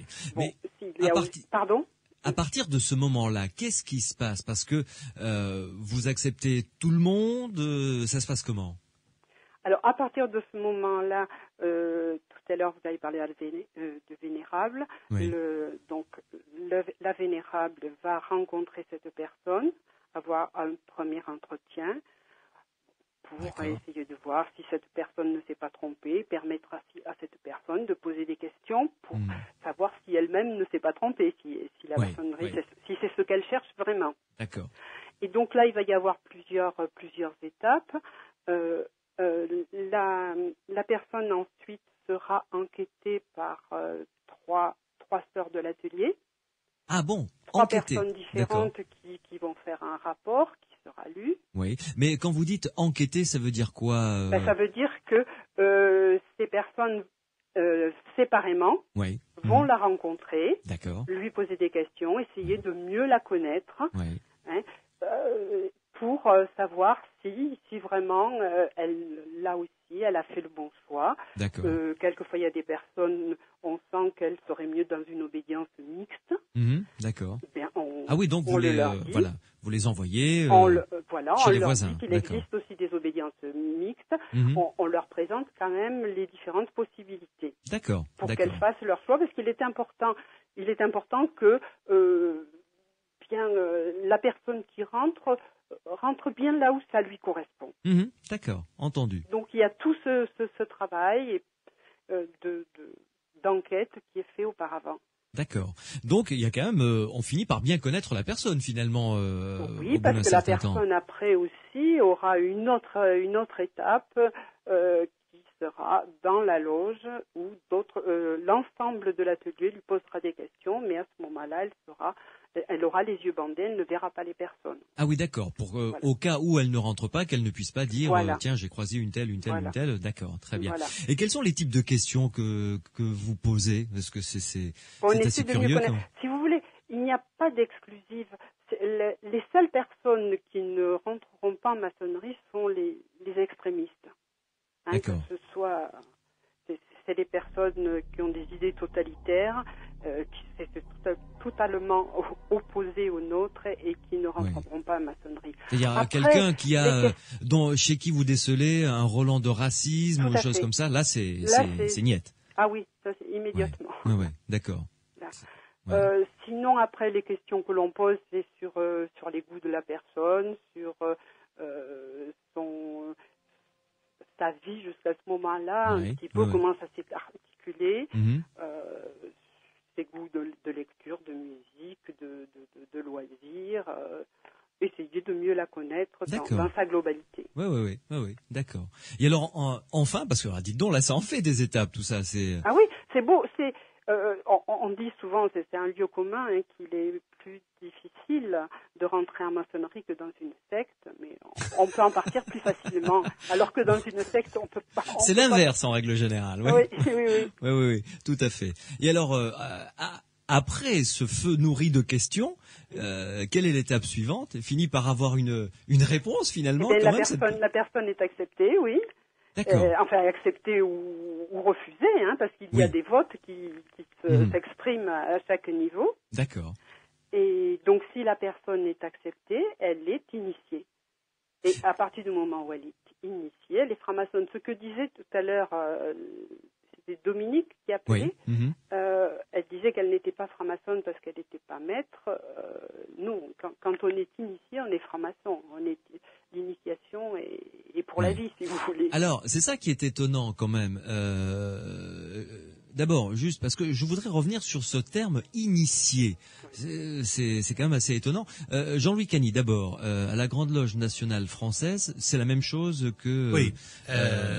La première chose, c'est que pour entrer en franc-maçonnerie, les questions que nous posons, qui sont fondamentales, c'est d'abord, il faut que l'épouse ou la compagne soit informée du choix de devenir un franc-maçonnerie. Il est impensable qu'un homme se cache pour aller rejoindre ses frères. C'est pas des rendez-vous secrets. Il peut pas. C'est pas possible. D'accord. Bon, ça c'est la première des choses. La seconde question, effectivement, qui est posée à nos adhérents, c'est quelle est votre croyance en Dieu? Est-ce que vous croyez à un être suprême révélé? Alors ça, effectivement, c'est la question de base. Si la réponse est négative, bien, on expliquera à ce récipiendaire. S'il est athée, je veux dire, je suis athée. Non, on peut pas être athée et membre de la Grande Loge nationale française. D'accord. Ça c'est pas possible. Par contre, bon. S'il est agnostique, c'est-à-dire qu'il croit en quelque chose, mais qu'il n'a pas de religion précise. S'il n'a pas une religion précise, bon, effectivement, c'est une autre chose. Mais il croit à un principe surnaturel.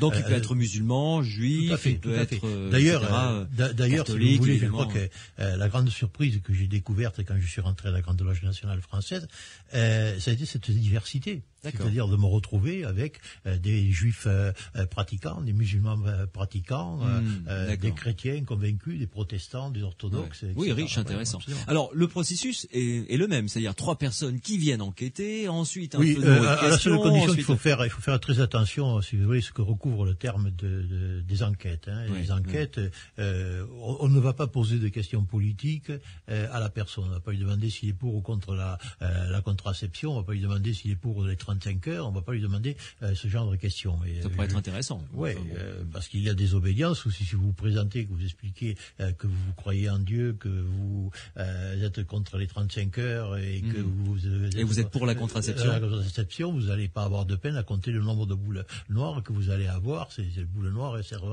blanc et noir servant à voter. Alors, d'accord, noir c'est non, j'imagine. Il faut faire attention, on ne questionne pas les futurs frères sur leurs opinions. Leurs opinions, c'est les leurs. Alors, c'est vrai ce que disait notre sœur, c'est que si on décèle dans les réponses un frère extrémiste, on ne peut pas être raciste et être universaliste. Non, là il y a un problème. Ça c'est pas possible. On peut pas être dans une loge, ne pas aimer les Noirs, ne pas aimer les Arabes, puisqu'il y en a déjà. Alors c'est pas eux qui vont partir, ça c'est évident. Ça. D'accord. Ok, très bien. Alors Daniel Chevalier, revenons à vous. Vous avez parlé d'initiation. C'est le même terme que vous avez employé, Jean-Louis Cany. Initiation. Ça signifie quoi? Initier, c'est étonnant ça. Transmettre, donner. Dit Jean-Louis Cany rapidement. Je vous écoute, Daniel Chevalier. Oui, non, ça veut dire nous sommes un ordre initiatique traditionnel. C'est-à-dire que nous allons, si vous voulez, la personne qui va rentrer chez nous, c'est qu'elle a envie de faire un chemin avec nous. Elle va apprendre à mieux se connaître pour pouvoir réaliser, si vous voulez, l'idéal qui est celui du maçon, c'est de travailler au bien-être, à l'amélioration constante de la condition humaine. Oui. Mais pour cela, il va falloir qu'il fasse aussi un travail sur lui-même. Il va falloir qu'il progresse. Et cela, il va le faire au sein de la maçonnerie avec les outils et la méthode que lui donne la franc-maçonnerie. Donc, parmi ces outils, vous avez les symboles, le langage symbolique. Vous avez les rituels qui vont aider. Et tout cela va permettre aux maçons de progresser, de suivre son chemin, d'avancer dans sa quête. C'est une quête de sens, une quête de vérité, une quête de vie. Et l'initiation, ça va être... Bon, il y a le moment, le passage, mais en fait, l'initiation, là, c'est, si vous voulez, un raccourci qui, en fait, va montrer au postulant tout ce qu'il a à faire. Et l'initiation, ça va être toute sa vie maçonnique. Ouais. En fait, elle ne s'arrête jamais. Oui, d'accord. Jean-Louis Cany, je connais des initiations tribales, je veux dire, dans des tribus où, quand par exemple l'adolescent va passer à l'âge adulte, on lui fait subir une initiation. Généralement, c'est quelque chose qui remue un peu, qui fait un peu peur, qui effraie. Il faut qu'il vainque sa peur, etc., et qu'il devienne à ce moment-là, il est accepté par le clan des chasseurs. Et ça, c'est une initiation. Ça, je comprends. Chez vous, c'est pareil ? Oui, c'est-à-dire que l'initiation consiste, pour celui qui initie, à donner une éthique, des valeurs morales et une technique de travail sur soi qu'il a lui-même reçue. C'est pour ça que tout à l'heure, quand on parle de régularité, c'est important, puisque si vous vous interrompez, si vous créez une rupture, si vous voulez, dans cette époque, vous allez changer d'initiation. C'est-à-dire Non, mais je vous demandais ce qu'est l'initiation. L'initiation, c'est le moment où ça se passe, c'est quoi? Le moment de l'initiation, ça dure toute la vie maçonnique. Il y a une cérémonie d'initiation, comme disait notre sœur. Il y en a aucun des deux qui répondra à ma question. C'est pourquoi préciser alors. Mais qu'est-ce qui se passe à ce moment? On dit vous allez être initié. Ah bon, et alors, il va vivre quoi? Bien, il y a un rituel d'initiation. Voilà. Il y a un rituel d'initiation. En quoi consiste-t-il? Qui peut être comparé effectivement à ce que vous disiez tout à l'heure, c'est-à-dire ce qu'on peut trouver en Papousie ou ailleurs. C'est-à-dire c'est un rituel, c'est une ambiance qui est créée. Ce sont il est donné à celui qui est initié un savoir. Parfois il est marqué, comme ça se passe si vous voulez pas en France, pas non mais dans les tribus par exemple, tout à fait. Il y avait une marque, effectivement, elle n'existe pas en franc-maçonnerie parce que ça serait interdit ou combien, si quoi que ce soit. Ça devient la torture. Mais il y a une marque psychologique, effectivement, très forte. Supporter une cérémonie initiatique, c'est un moment très très très fort de la vie d'un franc-maçon. Quand vous sortez de là, il y a quelque chose qui s'est passé en vous que vous pouvez jamais oublier. Très bien. Mais après l'initiation, c'est toute la vie. Et moi, je me sens tous les jours un peu plus apprenti. Comme tous les philosophes, finalement. Daniel Chevalier, Jean-Louis Cany, il y a un SMS qui vient de nous arriver. Je vous rappelle que pour envoyer les SMS, vous tapez Sud, vous laissez un espace et vous envoyez votre question ou votre remarque au 71 200. Le SMS dit ceci: quels sont les frais pécuniaires après admission chez les francs-maçons? Bonne question, ça. Ça coûte combien, mon bon monsieur? Je commence par Daniel Chevalier, excusez-moi. Daniel Chevalier, ça coûte combien? En maçonnerie, ça coûte entre, disons la moyenne, on va dire 250 et 300 euros pour l'année. Ah, par an, voilà, c'est la cotisation, quoi, pour l'année. Voilà. D'accord. Oui. Ah oui, effectivement, c'est pas excessif, c'est pas Jean-Louis Cany. Ça peut mettre certaines sœurs en difficulté. Nous avons pour cela un tronc qui est prévu pour aider justement les sœurs qui sont en difficulté, parce que il est bon en maçonnerie d'avoir tout type de personnes, qu'il y ait un brassage aussi bien au niveau des générations qu'au niveau social, au niveau des origines, et donc il serait dommage qu'il y ait une sélection qui soit faite par l'argent. D'accord.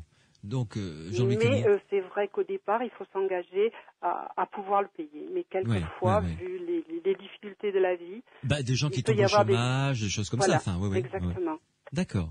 Alors c'est à peu près du même ordre de valeur. 250, 300 euros par an. 250 et 300. C'est vrai que ça ajoute quelques frais annexes, notamment à la Grande Loge nationale française où il faut avoir un costume noir obligatoire, une chemise. Celui qu'on met à la première communion ou au mariage. Souvent on n'y rentre pas quand on rentre vers la quarantaine, ou alors il faut rentrer très très jeune. Il y a des frais annexes qui sont pas insupportables. Et puis il faut être clair, il faut savoir ce que disait notre sœur tout à l'heure, c'est qu'il y a des techniques de solidarité et d'entraide à l'intérieur de l'obédience qui font qu'un frère qui est touché par le chômage ou par une catastrophe de la vie va être secouru en tant que tel. C'est une obligation, ça, à l'entraide. D'ailleurs, c'est ce qu'on reproche des fois au scandale financier, etc. C'est que les francs-maçons se serrent les coudes et voilà. C'est le copinage est autre chose que la fraternité.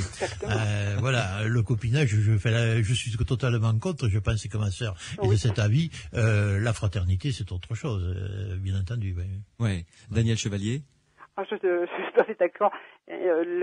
En fait, la fraternité est une chose extraordinaire, mais il ne faut pas confondre. Et là aussi, quand des postulantes se présentent, on essaie par nos questions de comprendre si elles rentrent par opportunisme. Ça peut arriver.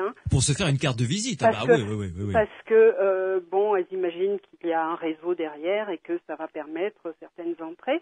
Ça peut arriver. Et je pense que ça, il faut le dire assez tôt. C'est pas la peine qu'une personne rentre avec cette idée-là, elle sera déçue. D'accord. Ouais. C'est comme, il ne faut pas qu'une personne rentre en pensant qu'en maçonnerie, c'est le royaume que tous les francs-maçons sont des saints. C'est pas ça, on rentre pas en maçonnerie, on fait pas vœu de sainteté, c'est une... Oui, c'est humain. C'est humain. Et justement, c'est à la fragilité humaine, et c'est en ça que c'est intéressant. Ouais. Et donc, il va se passer un peu les mêmes turbulences que dans la vie, que dans la vie profane. Mais ce qu'il y a, c'est qu'en maçonnerie, on a des outils, on a cette démarche initiatique et tous les outils maçonniques qui vont nous aider à résoudre ces problèmes. Et la fraternité, on va se respecter, on va apprendre à gérer des conflits sans s'agresser, on va apprendre à regarder celui qui est en face au-delà des apparences. Et donc, à partir de ce moment-là, on va apprendre à régler les petits conflits qui peuvent exister comme dans le monde profane. Jean-Louis Cany. Oui, je crois qu'effectivement le défaut de désobédience, et je les mets toutes dans cette même situation, c'est un peu de recruter, parce que c'est un devoir, je pense, chaque obédience d'apporter la lumière aux concitoyens, mais effectivement, des fois, le filtre fonctionne mal. C'est le moins ce qu'on puisse dire. Alors effectivement, c'est cette technique de cooptation qui consiste de coopter celui qui vous ressemble. Est un danger parce que ça finit, par exemple, où on peut arriver à trouver une loge où il n'y a que des gens du bâtiment. Oui. Ça, c'est la catastrophe. Je crois qu'effectivement, il a ça dit pour des francs-maçons, c'est pas non plus. Oui, si ça. Elle était pas bonne, voilà, elle était pas bonne. Elle est pas bonne, mais fait, si c'est uniquement que des gens qui se préoccupent de spéculation immobilière, ça peut-être un peu plus. Voilà. Et donc, je crois que c'est un risque qu'il faut effectivement éviter. Alors après, effectivement, il y a des frères et des sœurs certainement que l'on découvre progressivement qui n'ont pas leur place chez nous. Et je crois que là, il faut que l'obédience ait le courage de leur dire au revoir et bonsoir et merci de votre visite. Daniel Chevalier, je vous remercie de nous avoir accordé de votre temps. Et puis, à très bientôt peut-être dans une autre émission des Aventuriers de l'étrange, sans doute. Merci beaucoup, oui. Merci en tout cas pour vos réponses. Marcel. Bonne soirée. Au revoir. Jean-Louis Cany, merci également de vous être déplacé jusqu'à nos studios. Peut-être à une prochaine fois, qui sait, peut-être vous retrouvera-t-on pour les phénomènes paranormaux vous intéressent par hasard Pas trop, je suis ce qu'on appelle un franc-maçon Anderson, très d'équerre. Bon, très bien, oui, c'est normal pour un maçon, si j'ai bien compris, parfait. Voilà. Mais je serai, par contre, au festival du livre ésotérique de Condom. Très bien, je vous rappelle que ça aura lieu les 17 et 18 juin, donc à Condom, dans le Gers, avec samedi soir, une grande conférence donc sur la maçonnerie, plusieurs conférences sur l'alchimie, l'hermétisme également, et une grande exposition sur l'histoire et le symbolisme des tarots. Ce sera dans le cloître de la cathédrale de Condom, les 17 et 18 juin dans le Gers. Sud Radio, samedi et dimanche, 22h minuit. Louis Bénédit, les aventuriers de l'étrange. Che Celorio Massarini sostiene Retina Force.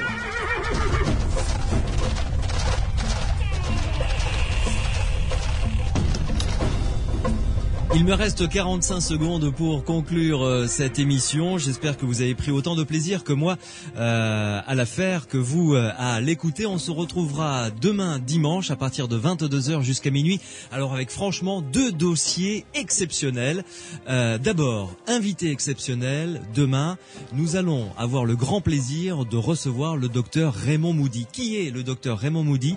C'est lui qui a redécouvert dans les années 75 aux États-Unis les expériences de mort imminente. C'est lui qui a découvert ce phénomène et qui l'a mis en lumière. Vous savez, ces personnes qui meurent comme ça tout d'un coup, qui se voient sortir de leur corps, rentrer dans un tunnel et être baignés dans cette lumière. Il sera présent demain soir dans les Aventuriers de l'étrange. C'est un rendez-vous exceptionnel, ne le ratez pas. C'est quelqu'un vraiment de très très intéressant. Et deuxième chose exceptionnelle dans cette émission, eh bien ce sera les expériences de télépathie que je vous proposerai de vivre en direct. Je vais avoir le plaisir d'émettre des images à 4 reprises dans l'émission et vous serez, vous, derrière votre transistor à essayer de les capter et vous nous enverrez les résultats. Je suis sûr que parmi vous, il y a des gens qui ont des capacités psy qui s'ignorent. Bonne soirée à l'écoute des programmes de Sud Radio et rendez-vous demain pour les expériences et cette fabuleuse rencontre. Bonne nuit.